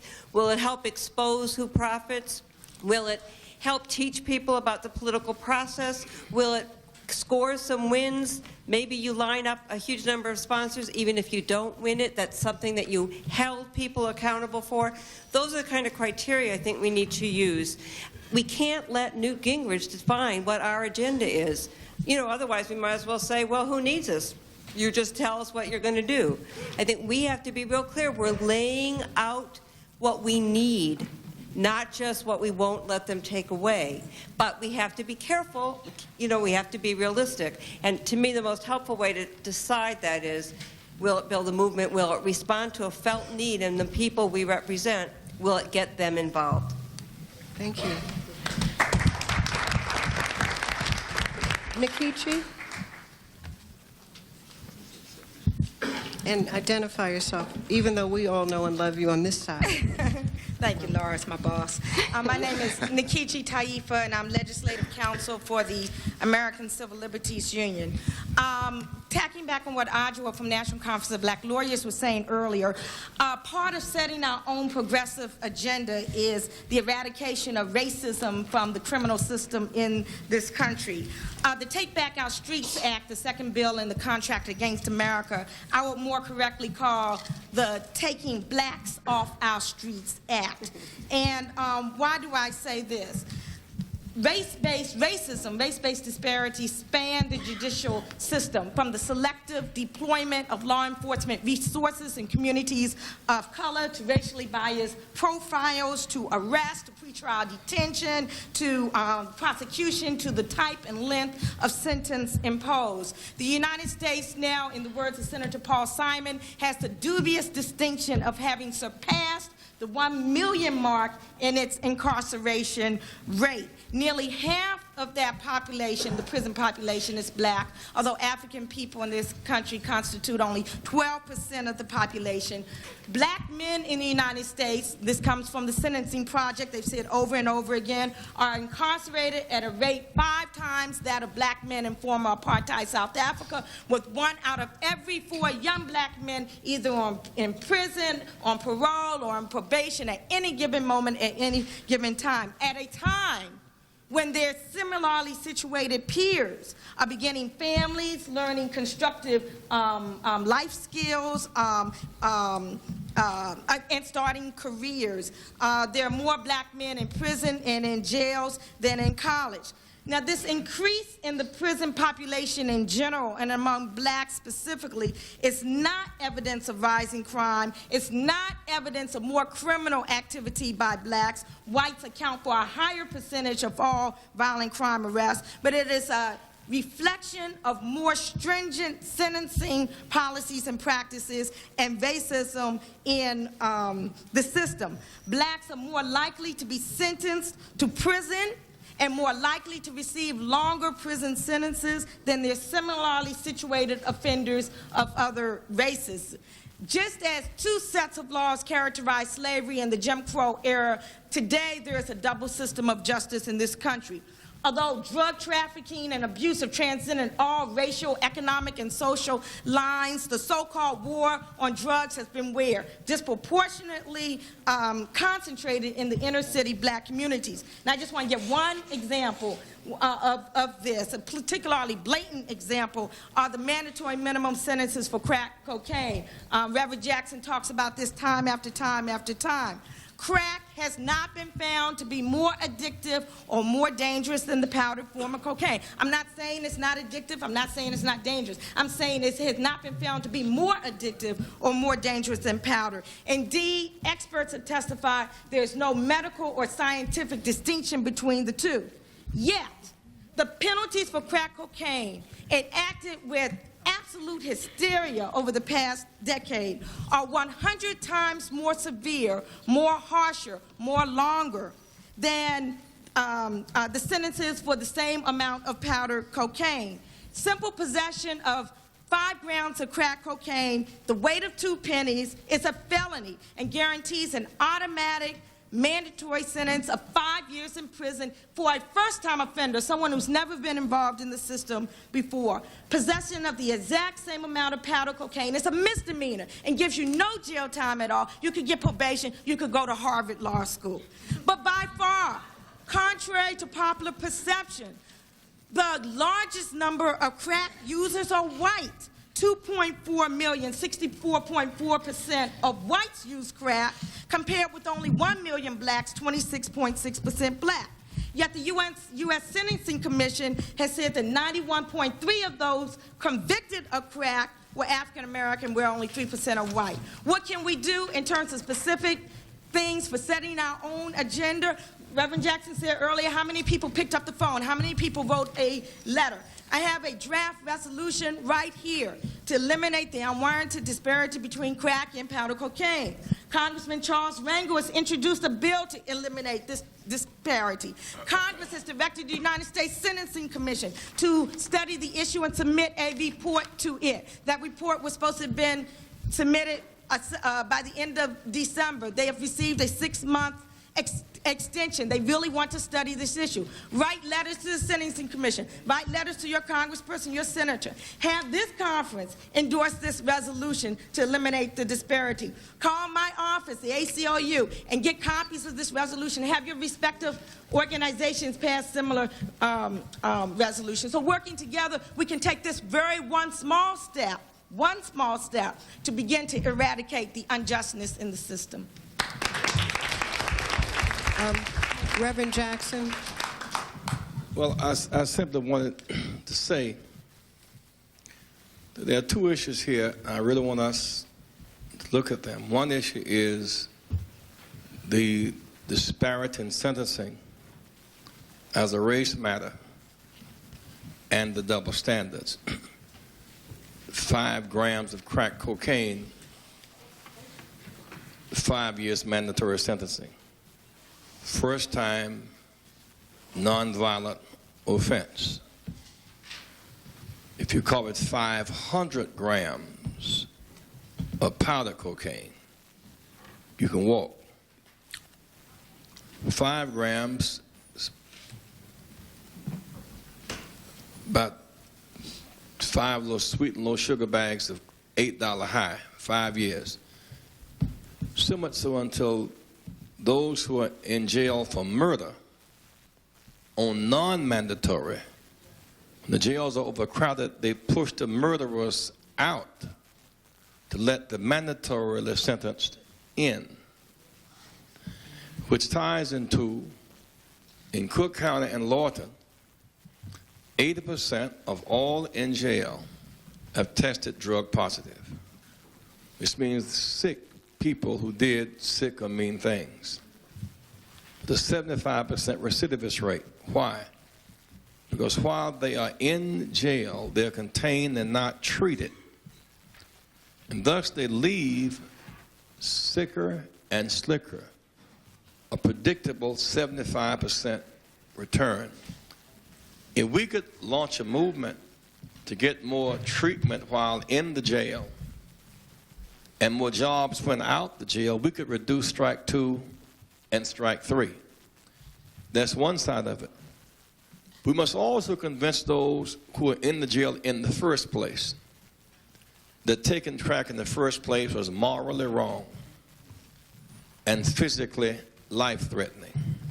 I want to say that part one more time. Because I identify with the civil right of removing a sentencing provision that is racial. I don't identify with the civil right to take crack. Well, I've never marched for somebody's right to take crack. And taking crack is not mandatory. It's immoral, wrong, and dangerous. We must be as strong on ethical standards as we are on civil rights. The idea that that those who take the crack and take the dope, they put upon us the burden of defending that which is essentially indefensible. And we need their help. Some may be watching this from prison today. That's why we went to Lawton, why we went to Cook County. In this contract, there's something both of us must do. Those who are on the drug must put forth the will to break the cycle, the will to be sober. Because as they are in jail, their wives are home on welfare, and their children are antisocial, on their way to catch up with their daddy, and in growing numbers, their mama in the jail. Two things must happen. Their mentality and morals must change on the one hand, and our opening up for them opportunities to get well and jobs on the other hand. But both are simultaneous processes. Both are simultaneous processes. And unless we put forth the moral and ethical issue as well as the get well, get a job issue, then we will be put in a position we should not have to be in. There are many of our young people and others who somehow have been convinced that it is all right to somehow, because you don't have everything you want when you want it, to somehow there's an unstated right to try the drug route out. It is not all right. It is all wrong, and it is dangerous. There are more than 1 million people in our jails, and it's growing. And now, as a teacher, it's 52% black. The numbers are growing. The drug use, 8th graders, 1 of every 4 have tried marijuana. There must be as much of an effort to have a no first use policy on drugs. A no first use policy. A no first use policy. But when there is a use, a commitment to get the sick well, because it does not make sense to have people in jail at an 80% sick level. Suppose it was 80% smallpox. You wouldn't just turn them back on the street. 80% smallpox rate, you'd have some smallpox healing program, because you think it's dangerous to put folk back on the street with smallpox. Smallpox is contagious, but those who are smallpox tend to be less active on threatening other people's lives except in physical contact. Those who are on the street drug sick, they are more likely in their desperation to engage in violent activity. So there are those who think that drug treatment is wimpish and non-treatment is macho. That is not macho sense. That's ignorant. That does not make sense. People who are sick need to get well. And if somehow there's a commitment on the part of the victim of the system, those who've had reduced life options, if they in fact would make the commitment.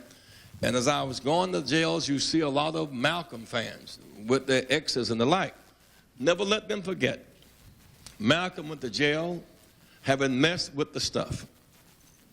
Having done the pimping, the hopping, the skipping, all the stuff the sick people do. He had made some bad choices. He had chosen an immoral road. There was short-term pleasure and long-term pain. By his own admission, he was wrong. He made choices different than what his daddy and mama recommended that he take. He made some bad choices and abused some people. But while in jail, he chose to embrace a higher power and changed his mind. Nothing changed but Malcolm's mind. Pimping didn't change. Whoring didn't change. Available drugs didn't change. Liquor stores didn't change. Unemployment didn't change. Racism didn't change. Malcolm changed his mind. When he changed his mind, everything else around him changed, including thousands of people who were inspired by his changed mind. There is something to be said about this prodigal son journey. Well, it's our own mayor in Washington whose story from tragedy to triumph, it's been a source of inspiration to many people. Just a will to fight back. No one can fight, no one can give you will against your will. It's the prodigal son story. When he had the strength, he was up, hopping and skipping, he had a lot of friends. He ended up wallowing in a hog trough. But somehow, some way, in spite of a daddy reaching out to him, friends reaching out to him, until he came unto himself, he would never rise and go home unto his father. There is therefore this tension between those who are sick who will to get well and those who are not sick who will to help them get well. But there must be this dynamic between the will to break it on the one hand and the treatment for the sick and the jobs for them on the other hand. It cannot be a one-way street. We must, as we go to school, to urge those, 92% of those in jail are high school dropouts. And by and large, they didn't drop out because George Wallace pushed them out. They made some choices. 92% drop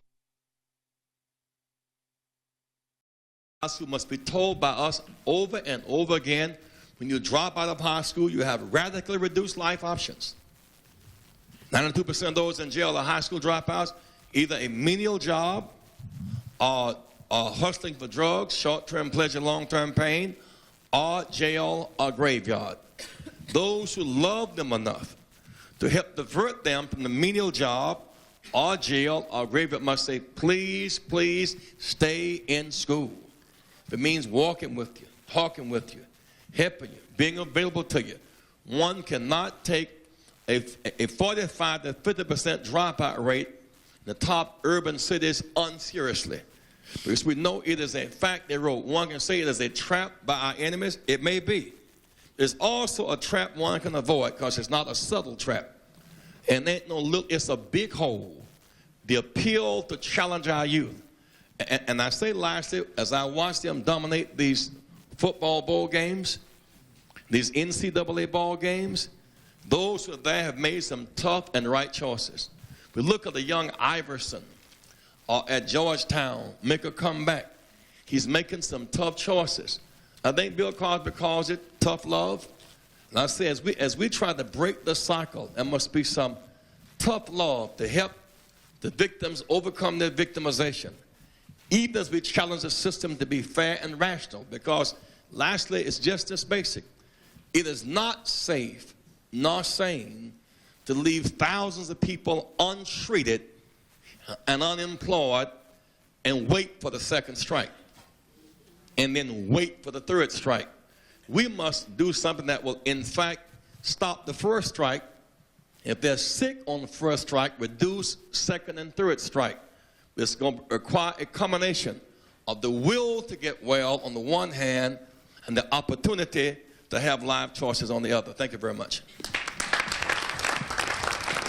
Reverend, thank you for building on Nikichi's point, and so that we continue to build a little so that we don't just talk at each other. I would like to ask Kirti Shastri, am I pronouncing your what? Kirsty Shastri, who is with a literacy organization, to build a little on Reverend Jackson's point, and then the last person on, the two last people who will speak from the panel will be Tony and Gator.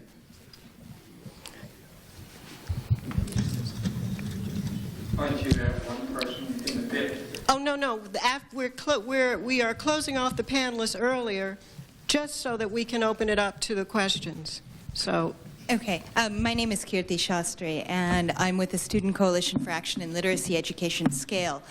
SCALE is a literacy organization, which means we work specifically on literacy issues, but in a broader spectrum, we're about education in general. We're also a youth-led organization. We're powered by students who are currently in college, as well as an executive director who is 25 years old. So we wanted to make that point that out, that we are part of the larger group of youth organizations out there, along with USSA, the Student Environmental Action Coalition, and so forth. But as an organization, we have a lot to think about going into this next election as well. This year, the Adult Education Act is up for reauthorization. Also, the Elementary and Secondary Education Act, unmandated, is been an unfunded mandate. There are a lot of things going on in education that we're concerned about and feel like this group as a whole should really be looking towards when we're talking about forming platforms and thinking about the issues to go into the future. We as a youth group are concerned with education because we're involved in education. I want to say that our Adult Education Act is a primary concern as we talk about welfare reform, as we talk about our prison systems, as we talk about education in general. There's some statistics that came out lately that might be of interest to some people. As far as welfare reform and employment and training, the jobs programs data that we all know, JTPA and so on, shows that 70% of participants get a job within 2 years, and 67% of them subsequently re-enter the welfare system.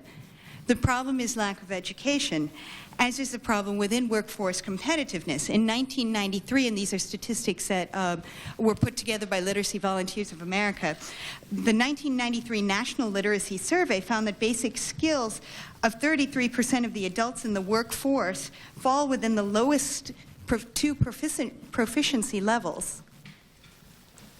As far as education reform is concerned in general, children whose parents lack a high school diploma are more than twice as likely to live in poverty than are children whose parents are high school graduates. And 65% of the children of mothers participating in adult education programs and training programs demonstrated educational improvements as a result of their mothers' participations in these programs. We know that education programs work, and they work not just for education's sake, but they work in helping people maintain jobs. They help people get out of the welfare system, and these acts have to be worked together. They need to work cohesively, and the Adult Education Act is a major part of this. Right now, the Department of Education, 1% of the budget goes for adult literacy. We're in a crisis in general. The participation of our society in democracy is very tied to our education. We need to be informed about what our rights and responsibilities are. We need to be able to act on them, and education is intensely tied into them. And popular education is an empowerment tool to give people the voices that they need to participate in our democracy is what is at the base of this. I would like to point out very quickly something that that Stephanie hadn't mentioned, and I don't know if you all know this, but USSA, on a $500 budget, managed to register 80,000 students. That is a vast number of students. And as youth organizations that are concerned about education, but that are concerned about our greater political arena, we would like to put forth a challenge to this group of people. I want to know how many of you are involved with some sort of youth initiative or work on issues that are related to youth issues in general. All right, how many of you that are holding up your hands have youth on your boards in decision-making positions, are training them and are developing them as leaders? How many? All right, that's great. A few of us are here, and a lot of us come from that training. But the challenge that we would like to set is that as we look around and realize that we're the future as well as the present of this country, we would like to challenge us each to look, and this is a numerical challenge to some extent, to put 25% of the resources within your organizations to help train and develop the young people that are coming through, recognizing that that's where your future lies. Thank you. Tony, please identify yourself. My name is Tony Mizaki. I'm with the Oil, Chemical, and Atomic Workers Union, and we do welcome the opportunity to share some of our own concerns and make a few observations. We do not view with surprise the contract on America. We think it was the logical extension of a corporate agenda that was embraced by both political parties. And if we are to shape strategies, and we, by the way, we do share the analysis that has been made here today, and certainly share in the concerns that have been expressed, what we think we have to contribute is really the fact that we've attempted to assess the people we represent, where they're at and why they're where they're at. We did extensive polling in our union, and we found that a few years ago, 4 years ago, we found that 55% of our membership felt that both political parties represented corporate interests rather than their interests. And over 55% thought it was time to explore the possibility of a new political party, a party that would very decisively represent working people's interests, and we use working people generically to represent all people who work or would like to work. We do work with a lot of brain-altering chemicals in our industry, and we thought maybe this was an aberration. And we were able to convince at least 100 other unions to conduct a similar poll. And the poll came out exactly like ours. And by the way, the poll results were the same by gender, race, and geography. Whether you were in a small Mormon town in Utah or in Washington, D.C., you answered the same if you were of these three categories. We found a little difference in age. The younger, the more alienated, the older, it started to flatten out. The fact of the matter is this is a point in time in America where Americans feel it's going to be worse. Americans feel it's going to be worse for their children than it has been for them. That's a reality. That's the reality of the American people. And in this alienated state, they see no answers coming from either political party so far, for the most part. On the litmus test on economic rights of workers, both parties have essentially failed. GATT, NAFTA, the lack of reform in labor law to give redress the power imbalance, and after all, the best poverty improvement in America is a viable trade union movement. Both parties have failed. We've watched both parties through a number of administrations fail these litmus tests. So if we're going to strategize, we have to recognize that this alienation does exist and that a bold agenda is necessary, an agenda that addresses the needs of the American people. Working people want security. Working people want good wages, a decent place to live. They want good health care. We used to have slogans in this nation, guaranteed annual wage. We felt one time in the labor movement, everyone was entitled to either a job or a wage. And it was that entitlement came as a result of being born in this nation. Many of us fought for these concepts and dreams. So I think we have to address the question of vision. And Congressman Sanders, Bernie, I want to share Brother Richardson's observation. If $5 minimum wage is the boldest expression for advancing our interest, we're in deep trouble. We're in deep trouble. Our vision has to go much further than that. And we have to articulate very clearly what we mean when we talk about economic injustice in our agenda to address economic injustice. Now, it's not time to lay out a blueprint that some of us have been working on. We think we need a new political vehicle. We've decided in our own union, with other trade unionists, we need a political party that doesn't run candidates. There are enough of those around. We need a party that hammers out a new political cadence that frames the political discussion in this country. It's been too long controlled by the corporate sector. We need a new cadence.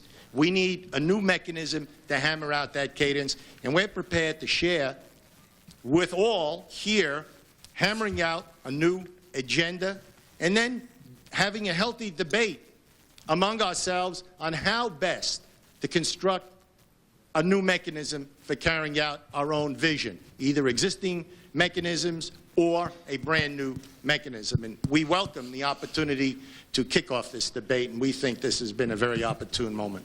Thank you. Thank you. Gator, please identify yourself. Yes, my name is Wallace Gator Bradley, and I'm from United in Peace, which is an organization that came together after Dantrell Davis was killed.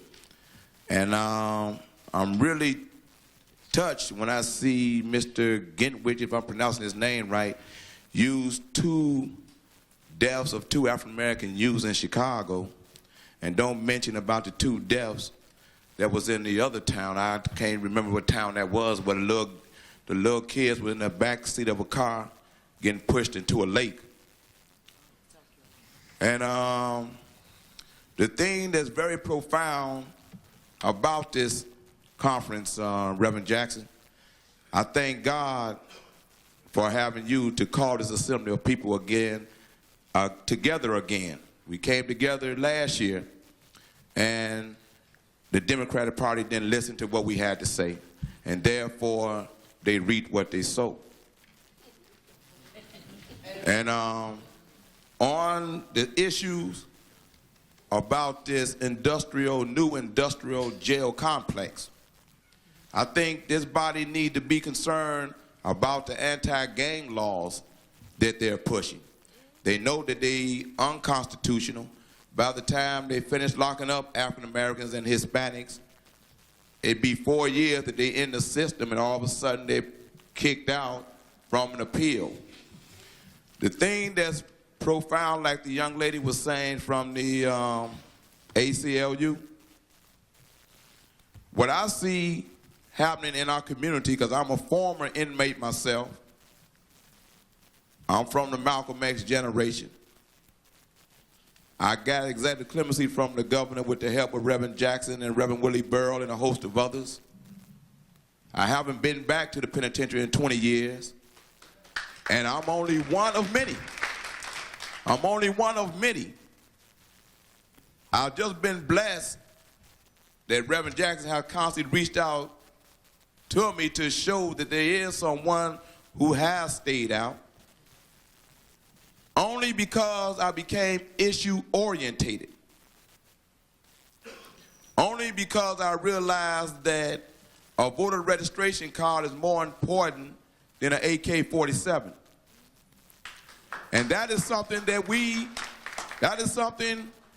this body has to do, because they are a part of the grassroots movement. The only thing that's going to bring the recidivism rate down from 75% to 50% is to let those in the county jail know, like you always do, Reverend, when you go back there and speak. There's a lot of guys that have stayed out, and they have formed an organization in Chicago called 21st Century Vote. Well, we go out into the community and we grab the youth and stop them from selling crack on the corners or killing one another. We've been able to amaze in the 10,000 to march around City Hall for issues, to stop the closing of clinics, in our community, to stop the strikes from teachers in our community. The frightening thing about this contract for America that the Republican Party is pushing is that they know that they do not have the money to build more penitentiaries. They are not trying to get the money to build more penitentiaries because they want the penitentiary to go into the private sector. So therefore, the individuals who's giving that money to Mr. Gingrich's slush funds, watch what I'm telling you, they will become the individuals who have stock on the private industry for the penitentiaries. It was a state, I don't remember which one it is, that got rid of the parole system. And through our research, we come to find out those individuals, legislators and sheriffs, had a part of stock for a private penitentiary. And the African Americans, the 85% that's locked up in the penitentiaries out of that 1.5 million are African Americans. Okay? We are the new GNP for this industrial complex. Okay, so what I'm saying, and I hope this body understand that we all as a people can make a change come 96. We can become just as much responsible for helping to target those 50 congressional districts that you're talking about, by letting the youth know that you want them back into the fold to look, listen, and learn. I know it works because I'm a candidate now for an elected office. And hopefully, February 28th, I will be the next alderman. And I went through hell to get on the ballot. But if I wasn't a part of a system, I wouldn't knew that I had a right to run for office. I'm just saying that Reverend Jackson and this distinguished body, I hope you support efforts that's being done by other organizations that's reaching out to the youth to make them issue-orientated and become registered voters. All you have to do is support them and let them know they can come and join this type of organization here. Thank you. Thank you, Gator. I promise you this is the last comment from a panelist, and you may want to sit down. You've been so patient. I know your feet are probably hurting, but H.T. Smith has one last comment to make from the panel, and I promise I'll call on you as soon as he's finished. Thank you very much. During one of the first organizing meetings for this very successful conference, I shared with those who were assembled an experience that I had leading the boycott of Greater Miami's tourism industry, which was led by 23 black professionals, which was called after the snubbing of Nelson Mandela by officials in Miami and cost a loss of $100 million in tourism business, and hopefully now the inclusion of African Americans in the tourism industry and the building and development of the first black-owned hotel of convention quality. We were sitting around a table similar to this, not as large, after we had stalled in our efforts to get additional organizations to cancel conventions in Miami.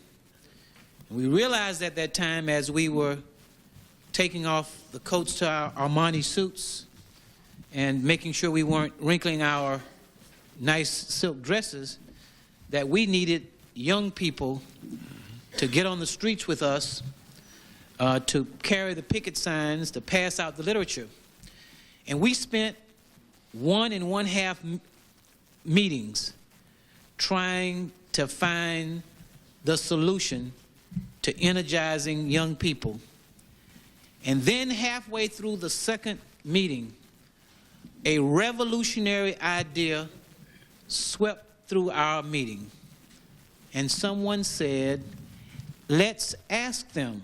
Mm-hmm. Right. And we did. And in 15 minutes, young people, some who had not graduated from high school, solved the problem that these 23 professionals couldn't solve in a meeting and a half, and if we kept on, we still wouldn't have solved it. And I say that to say that I am very pleased to see the young people who are here at the table with us. I am listening as hard as I possibly can to what they say, because subconsciously we don't listen to young people. We are courteous enough not to speak while they're talking, but we don't really listen with our hearts. We need, in my judgment, to make a commitment as we move this process along, and I'm so proud to be a part of it, that we bring even more young people to the table. I assure you that when I come back, I will have one of my young lawyers with me. I ask those of you in labor and in education, in the women's organizations, gays and lesbians, that all of us make sure that we bring someone young with us, at the table, behind the table, because if we are really committed to go street to street, precinct to precinct, community to community, to really build an activist organization, then it will take not just ideas, concepts, and beautiful position papers. It's going to take foot soldiers. And a lot of us don't have good feet. We better reach out there. And I just hope that that is one of the concrete things that comes out of it, Laura. Thank you, H.T. Now it's time. Yes.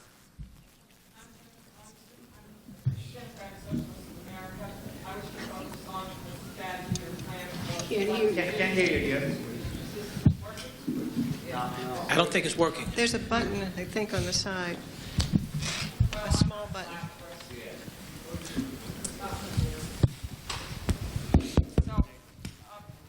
It's working. It's working. Thank you. Sorry. I was astonished that the campaign finance reform was not mentioned in the agenda at all. Now, every issue raised here, of course, is important, of course is critical, of course must be addressed and attacked. But I consider that a little bit scattershot. I think there is a pivotal issue, which is the continental shift we're talking about, the tectonic plates that has been happening for a long time, and that is we are not a democracy, we are a plutocracy. We are not one man, one vote. We are $1, one vote.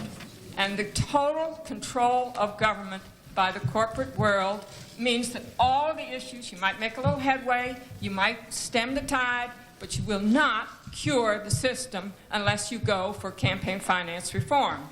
I worked for Jerry Brown. His major platform was give government back to the people.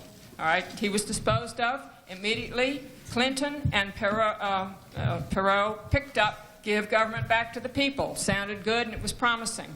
Of course, they had no such intention. I'm sorry, I have to speak for the Democrats as well as the Republicans, but there is no intention to reform campaign finances. Now, the business of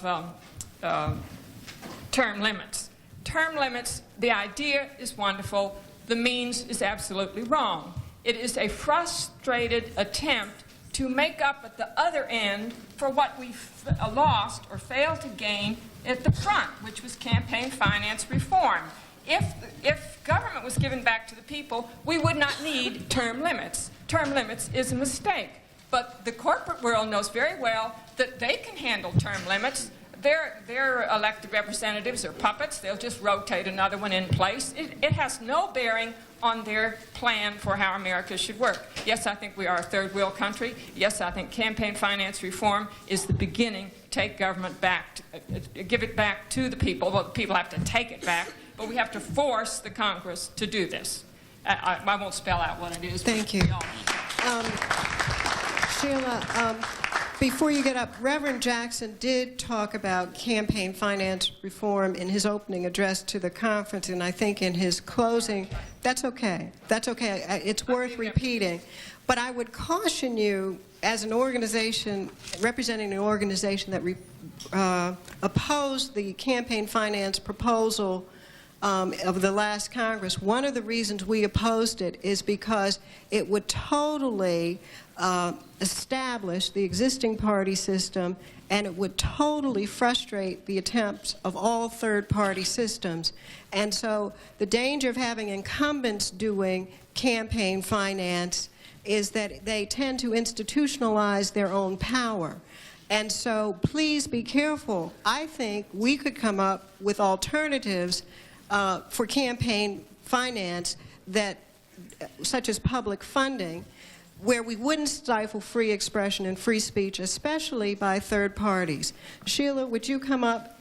And after that, I think we ought to ask Dr. Frances Welsing to say something, too, about Charles Murray. And she's here with us so that some people don't know that Charles Murray briefed the freshman class of the United States Congress, the author of The Bell Curve. And I think, even though I will fight to my death for his right of free expression, that act was a political statement that ought to be denounced, and I think we ought to ask the Republican leadership to denounce the teachings of Charles Murray, because his teachings are now serving as the basis of public policy. So I hope, Dr. Welsing, that you would get up and say a few words about pseudoscience in the name of Charles Murray. Sheila. Amen. I'm Sheila Collins. I'm with the National Jobs for All Coalition, which is a relatively new coalition focused on what we think is an underlying theme in almost all of the issues that were discussed today, and that is the problem of unemployment, underemployment, and declining wages and contingent work. We have developed a national, a comprehensive program for full employment in this document, which I have some copies of. And we are beginning to work and want to be a resource to all of the different kinds of single-issue groups that are working on pieces of this comprehensive agenda. If you're an environmental group, a student group, a women's group, a workers' rights group, etc., we have something that ties your issue into this comprehensive program. And we want to be a resource. We are working with a national network of researchers and social scientists, for example, that is working on the misinformation and disinformation that the government is putting out about the assumption that there are jobs and good jobs available for all those people that are going to be kicked off of welfare. We're having people right now that are doing the investigation on the jobs vacancy rates in the nation, and some of the preliminary information that has come up is really astounding. There simply aren't the jobs out there. The private economy is not producing them. And so we have to work on getting the BLS to recognize the real dimension of the unemployment and underemployment problem. We understand that the BLS is coming up in the next couple of months with some new ways of formulating the unemployment rate, but the BLS spokesman who spoke to our group earlier today said that they'll probably be buried in the small print in the press, and so we need to be prepared to get out, you know, the message of that revised formula to the public, because the public will not understand it or read about it. We are beginning to produce popular documents, one-page flyers, statements, popular educational material that demystify some of the myths around the so-called natural rate of unemployment, the so-called trade-off between inflation and unemployment, the fact that the real deficit in our country are all the unmet needs and the unemployment, rather than the abstract figure that they put out, and the fact that if we had full employment, it would go a long way toward reducing the deficit. In other words, full employment program is a deficit reduction program. So these are just a few of the things that we're working on, and we want to be in coalition with any and all of the groups in this room around these issues and be a resource to you. So please talk to us later. My colleague Trudy Goldberg is also with me. Sir? My name is Walt Walker, Jr., and I'm a member of many of the organizations that you represent here. I was, in the late 60s, a member of Common Cause, and its #1 issue had been campaign finance reform. We don't have it today. The leader of the Democratic House of Representatives' heart was not behind campaign finance reform. He was definitely against limited terms serving in the Congress. He took a legal suit in the state of Washington against it. But the issue is still there, and it's crucial. It could have been the most important piece of legislation, I believe, in the last Congress. It never got to the floor for a vote. I am very glad to be here today. I sense a great deal of optimism. I've been looking for who is going to start it. Who is going to start this movement of the people to take back its government? And I don't want to go any further than to recognize that Reverend Jesse Jackson brings the moral conscience of this country into this group. He's done it on the national scene for years. And I want to say that there's many people at the table, and I didn't sit at the table today. I'm glad I got an opportunity to speak for just a minute or two. There's more people here in, I call it the pit, but it's in the audience. And we all bring a deep concern here. You wouldn't be sitting here at 6 o'clock, after 6 o'clock in the evening, if you didn't really have your heart into what's going on here today. And the people that are at the table that represent so many different facets and constituencies, but the enemy is a single enemy. It is the special interest, the corporate interest, the professional interest, the healthcare interest.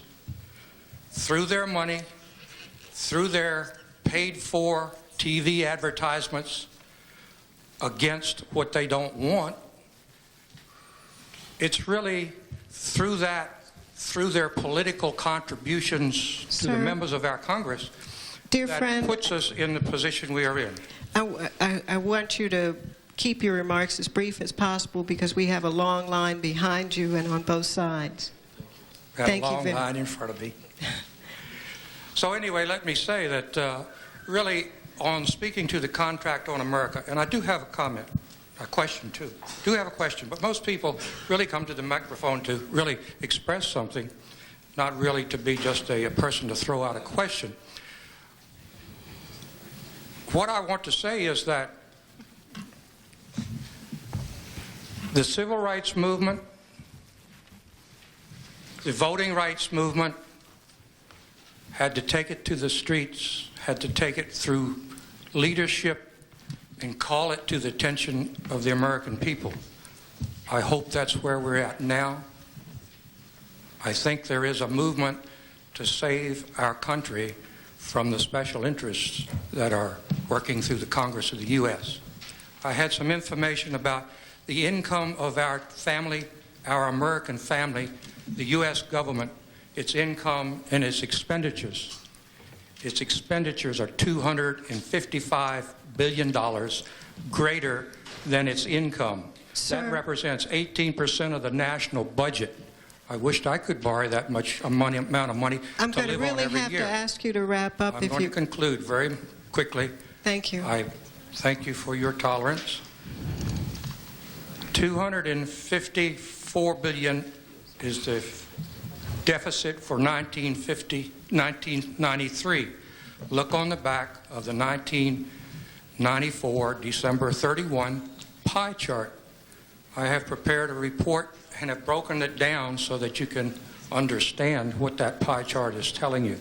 It's not very clear. It gives you the picture that our income and our expenditures are in balance, but they're in imbalance of $254 billion. The defense budget in this country is $282 billion. Thank you very much. Thank you. Sir, please identify yourself. My name is Taylor Root. I work for Youth Action here in Washington, D.C., and we work with community-based organizations around the country to increase the effectiveness of youth organizing, primarily in low-income and people of color communities. And I wanted to reiterate and emphasize a little bit some of the wonderful things the young people and some of the recently young people around the table have said about youth here. And it is really a challenge, and I don't want to be accusatory, but I wonder how many people who raise their hands about having youth programs have a couple of unpaid interns in their office and think that's a youth program, and it's not.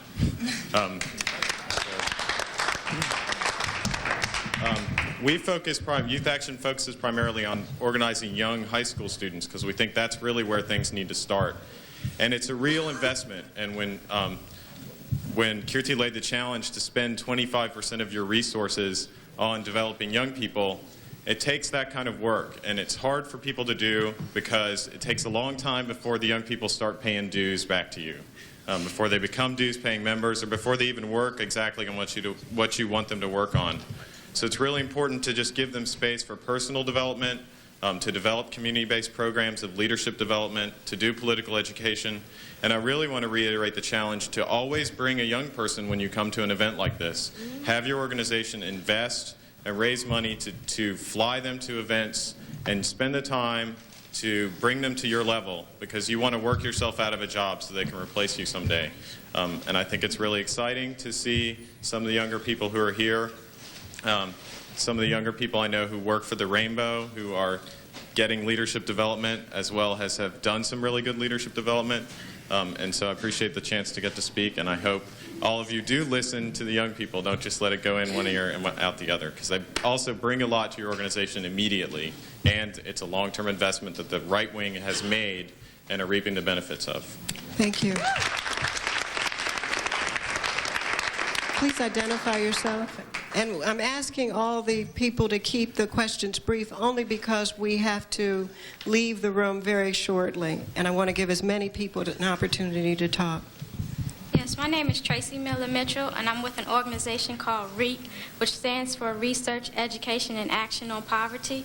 And I just want to announce that tomorrow at 2 o'clock, we will be holding a progressive plug-in for organizations who would like to speak out against the contract of America on the Capitol steps. These hearings will be held on Wednesdays, starting January 11th through April 13th. The meeting will be held at 800 K Street, which is across the street at Tech World in the lobby. If you're not able to attend, you can please contact us at 1-800-HOPE-554 or 202-898-1706. Thank you for the opportunity to say that. Yes. My name is Mabel Thomas, and I'm a family empowerment specialist with my specific emphasis being on women and children. One of the things I want to specifically talk about, because my background is electoral politics, is there was a lot of discussion about voter registration and maybe some get out to vote. And something I think we might be taking for granted is that even the people in this room know how to do an effective voter registration and voter education and get out to vote operation. And it's one of the things that I specifically do in my capacity as a consultant is I work for a group called Pro-Choice Resource Center. It's a new national pro-choice group, been around about 3 years. But what I do is I'm a trainer, and I go throughout the United States. And what I do is I do a project called ID, which is identifying, educating, and activating pro-choice voters. But really it's not pro-choice voters, because when I go into the particular cities, what I do is I deal with progressive voters, getting progressive voters to the polls and that type of thing, giving people structures for fulfillment. So what I want to do is to make myself available, because our organization sends me out for free throughout the country to go into communities and show them what it really takes to organize communities. And so I want to make that service available. Anybody who's interested in that, me coming in for free as a part of my organization, I'm willing to do that. The other thing I want to bring to the table is there was a gentleman who spoke from, I think, NEA, and he talked about 2.2 million people they represent. I want to know whether or not the organization of NEA would go on the record in support as a legislative agenda item, as a priority item, putting more Afrocentric curriculum into the school systems, not multicultural, but Afrocentric curriculum. Would they go on record as far as that, or could they make that an initiative as one step towards the self-esteem conversation and the empowerment conversation as it relates to our young people? Thank you very much. Ma'am? Hello, my name is Thai. I'm Crystal Impenda from Victoria, Texas. And first of all, I want to thank you for the staff who put this thing together. When Reverend Jackson went on TV and said we were going to come here in January, I called that night on the phone. I got the machine, and the next day Michelle and Stacy were on the job, and they've been on the job since November to get us here. My question is, well, other night Reverend Jackson was on Ted Koppel, and he cautioned an individual not to be bitter, but to be better. Okay, in that line, I'm thinking, how can we cripple the Christian coalition? Now, the networking churches who earn in donations more than $25,000 a year have to file a Form 990 for nonprofit organizations with internal revenue to maintain their nonprofit status, 501 and 503C. I would like to question, what can we do about those who fill out the form fraudulently? Because they're supposed to be about theology, and they have a mission statement, and you have an amount of money that you must state that you spent doing that. Has nothing to do with ideology, okay? And I want to know, are they committing fraud by collecting the money and not reporting it actually for what it's being spent for? Thank you. I'm Frances Welsing, psychiatrist, Washington, D.C. I was asked to speak after I had decided I was going to speak But to speak to the issue of the bell curve, I will be in a debate with Dr. Charles Murray a week from today at the University of Toledo in Ohio. But that brings me to the point. I think that we can only understand the late Dr. Herrnstein and Dr. Charles Murray and the late Dr. William Shockley if we understand their remarks in the context of a system of racism, white supremacy. Now, we've talked about racism. Some people have mentioned that word. But in my view, we don't get down to the issue of what that really is, and all of the problems that have been talked about today, I think cannot be adequately understood if we are not willing to put in the energy and the time to think about a very profound dynamic of racism. In 1957, I graduated from Antioch College.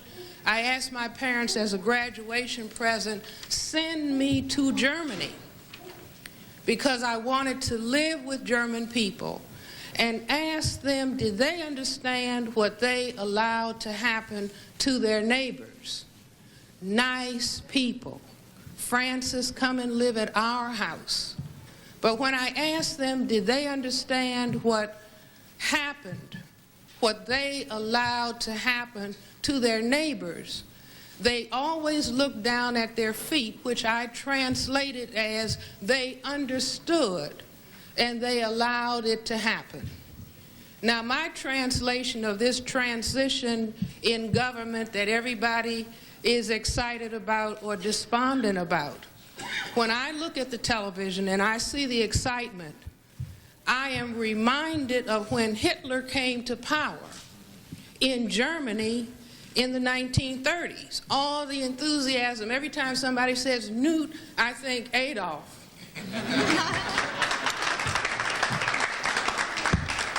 Now, the mistake that was made then was that the progressive forces were talking about labor and they were talking about economics, but they were not talking about white supremacy.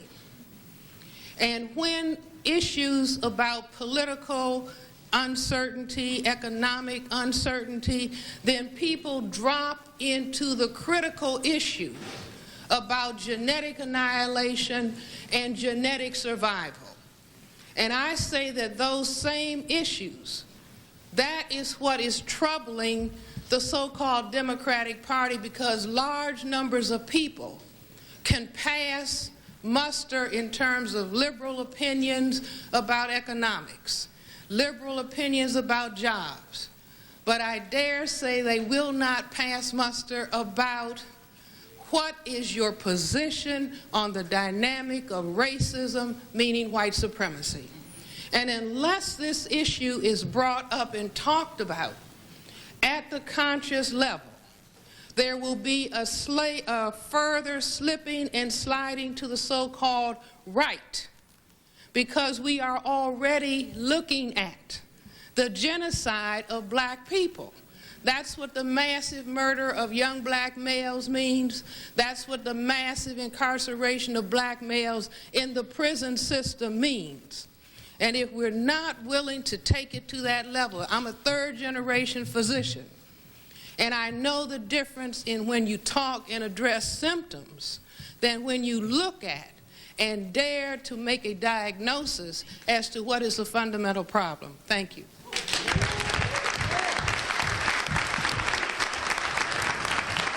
Sir. Good evening. My name is Alan Jacobson. I'm from Detroit, and I am a member of Labor Party Advocates. First off, I'd like to say I feel very privileged to be at this gathering and to listen to the caliber of discussion that we've been able to have during the course of today. It's very educational for me, and I thank the body for that. I have two brief points. I'll try to go quickly. First off, on the question of the labor movement, we've had some discussion here about the state of the labor movement, its weakness, its ability to do the roles, to do the things that it's been able to do in the past, to organize, to represent the interests of working people. I think that despite the relatively lower numbers of the labor movement these days, it is still a movement that represents millions and millions of people, and that we can't lose sight of that. That as a social movement, it is, if not the largest, one of the largest social movements that still is alive in this country. So I think that we need to keep that in mind when we're talking about the coalition building that needs to take place. And I think we're seeing more activity from the labor movement as it's regaining some sense of what needs to be done to challenge the corporate agenda. I mean, certainly this last year in April, we saw 70,000 Teamsters on strike against part-time work and in defense of good jobs. I think that we're going to see more of that, and the labor movement needs to play a central role in our coalition building. And that's something I want to raise here. The other point is on the question of independent politics. I think we need to look at the most successful third party in this country's history, and that is the Republican Party. Certainly the Republican Party of the 1850s is not the Republican Party of today. But at its inception, it was a party that stood for unpopular issues: free soil, free labor, and breaking the slave power. Now, I don't know, maybe they could have done that within the Whig Party, but I don't think so. I think that they had to step into a new political vehicle in order to express that set of politics. And I would offer the fact that I believe that is the case that faces us today, that we need to, in order for our agenda to be put forward in a coherent and relevant manner, that we need to build our own political vehicles and not hold on to something that was and build something that could be. Yes. Please identify yourself. Yes, my name is Marjorie Cohn, and I'm from the National Lawyers Guild. First, I'd like to say that I'm very grateful to Reverend Jackson for convening this historic event, and second, I'm very grateful for the opportunity to address you briefly. I want to touch on two themes raised by Reverend Jackson. First, the disparity in sentencing, and second, treatment in jail. The death penalty, many of you may know, is imposed at a much greater rate against black people than against white people. The death penalty, curiously enough, grew out of the history of racism in this country. It grew out of lynching. It was a more sophisticated form of lynching. In fact, it was a stated goal when so-called due process started coming into play, that it's much less embarrassing to give black people a perfunctory trial and impose the death penalty than lynching, which was very embarrassing. It's my strong feeling that we must expose and oppose lynching by the state against all people.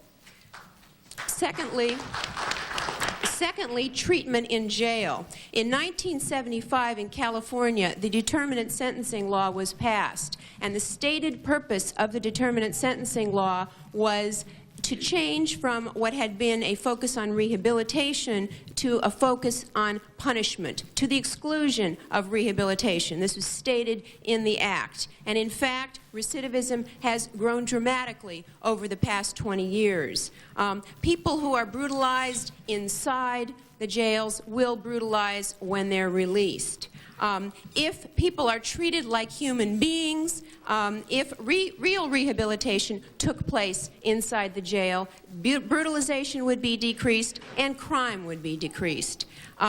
Rehabilitation, in my mind, includes three things. First, treatment. Second, education. And third, job training. And I'm talking about inside. Reverend Jackson talked about treatment inside, specifically drug treatment. Also, education inside. Training people, teaching people, expanding the libraries, offering people high school degrees and college degrees. And then third, job training, making people feel like not just feel like, but be productive people, making inmates not only work at a productive job, but earn money and support their families while they're inside.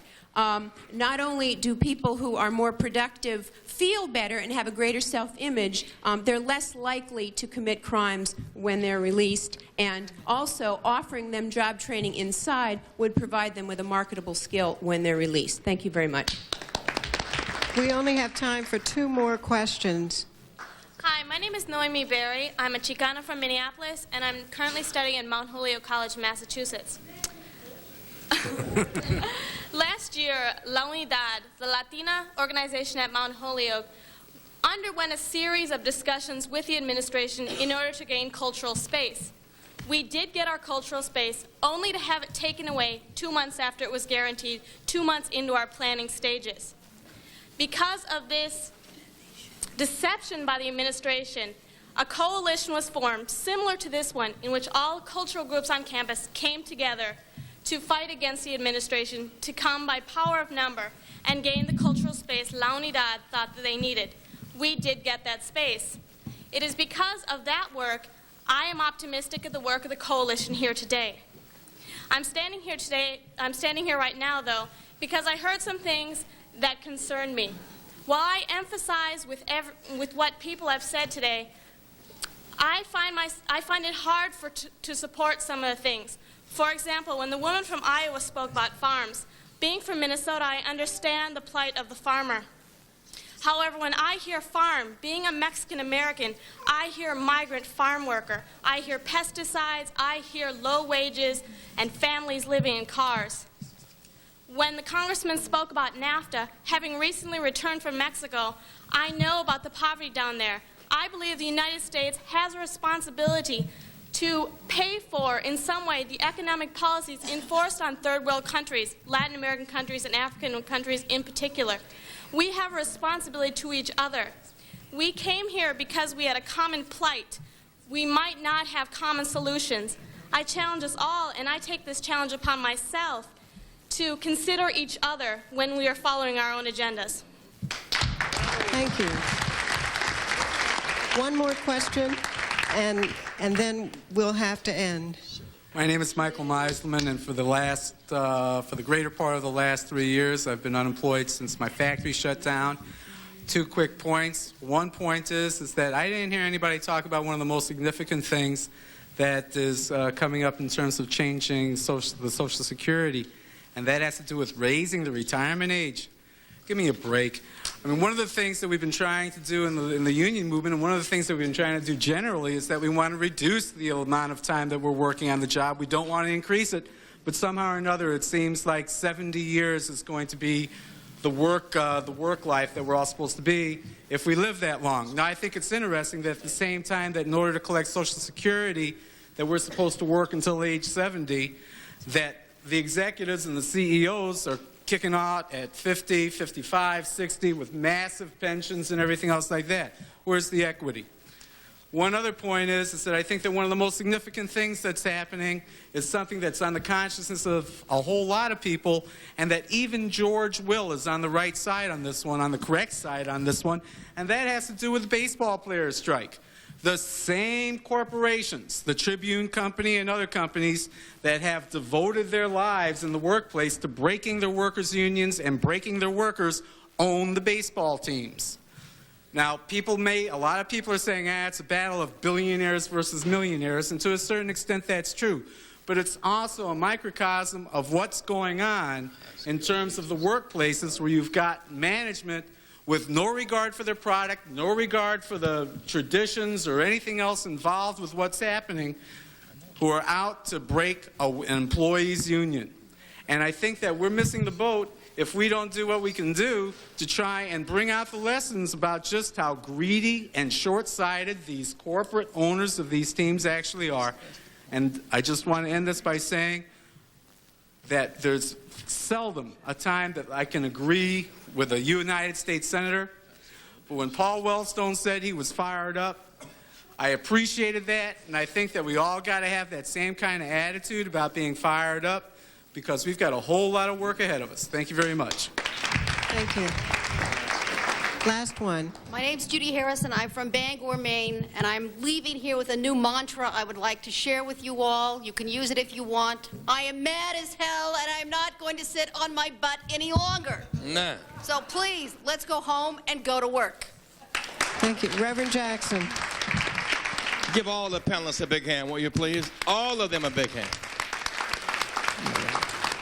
Give all of them another big hand. This has been a big session. Just wanted to make a couple of observations as we close this part of our day. Do spend some time as we end this session getting to know someone you didn't know before you came. Tomorrow morning we regroup at 8 o'clock for sharing and continental breakfast. At 9 o'clock we reconvene our session officially, formally, and then we go into our breakout sessions. And then we reconvene for our press conference as we make our transition from analysis to action and our plans. The Rainbow Coalition will be meeting in May in Atlanta, Georgia. Another major meeting of our coalition we hope will take place at that time. There are many plans being put together now, all the way from registration to marches for jobs and an end to poverty. We will leave here acting and moving and sharing schedules and interrelating. Again, I want to express particular thanks for the person chairing this session, Laura Murphy-Lee. Give her a hand, will you please? This for her. All of you have made a great contribution in there have been no meetings, frankly, since November 8th of this breadth and depth and magnitude. Most people have been somewhere licking their wounds, becoming bitter and cynical and withdrawing, but we know that we have to fight the fight and that we're going to prevail, and particularly if we do it together. I urge you to meet us tomorrow morning here, and then we'll have our press conference on around noontime and lay out our course.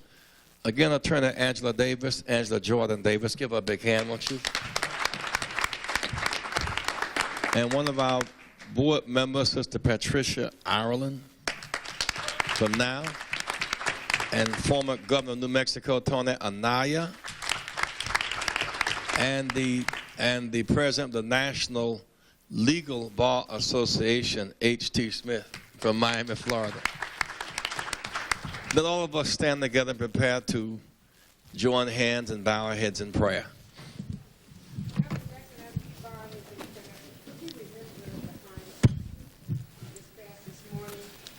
One of our supporters down through the years, Pastor Sam Hines from Washington, went to the hospital. I'm sure you know him, Sister Francis. Our church right around the street, quite notable for feeding the hungry people and taking care of the homeless.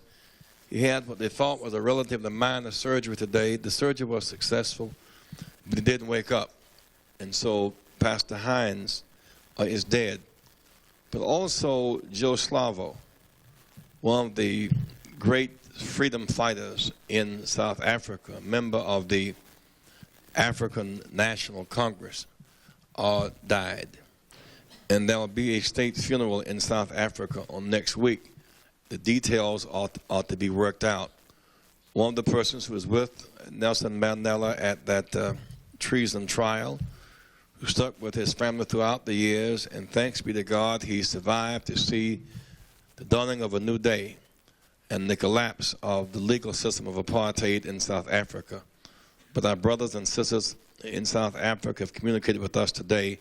There will be a state funeral next week at a time to be determined. I want to express particular thanks to Jesse Jackson Jr., who is here. He's been a bit low profile today because he's been sick for 7-8 days trying to fight a virus that won't take off 2 days to break it. Hint, hint, I don't know where that came from.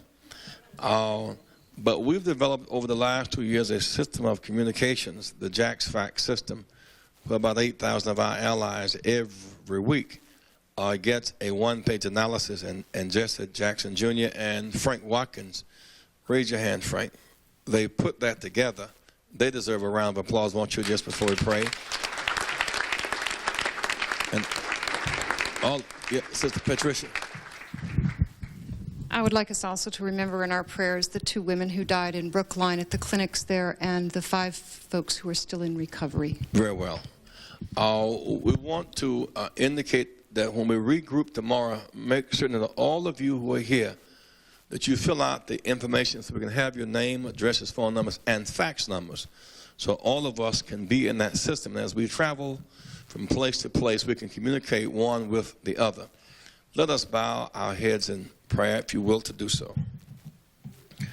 Do hear our prayer and accept our petition. O God, use us as vessels, as vehicles, as instruments of your peace. Do not allow our spirits to deteriorate and become likened unto that which we are fighting. Do search our hearts, you know our ways, and search in the depths if you find anything that should not be, any racism or sexism or anti-Semitism or Arab bashing or anti-Hispanicism or homophobia or meanness, in this spirit that should not be removed, and give within us a stout heart, but also a humble heart, the capacity to express forgiveness for somebody has been violated, because we want to do right and to do justice and to love mercy and walk humbly before thee. We thank you for this coalition of people who've gathered across these lines, these barriers of race and sex and religion and region and politic and idea and thought and belief.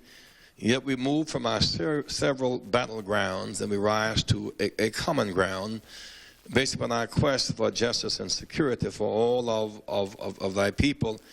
But let us move on from common ground to moral higher ground and be the examples of the good people, be the examples of the good Samaritan spirit, that we reach out to help somebody without any expectation of gain in return. For the good minds that are here, we are grateful for sparing our lives and for giving us the strength to fight, to take light into dark places and heat into cold places. We are so grateful. And if you will continue to bless us, we will continue to work. We know if we have the faith, you have the power. And let our good works go forth. And let somebody on this chilly night know that there is a fire burning within us. And that because of our work and our work through thee, that we're going to make America realize its highest goals and achievements and ambitions. And there'll be one big tent. And all of us will be under that tent, and none will be afraid. And our children will find security. And our seniors in the sunset of life will find the celebration that they have deserved through their long life of work and suffering. Give us that special will to embrace our children in the dawn of life, and to embrace our seniors in the sunset of life, and the poor in the pit of life, and the strangers on the Jericho road, for that is how our character will be measured. Incline us to love each other. Amen.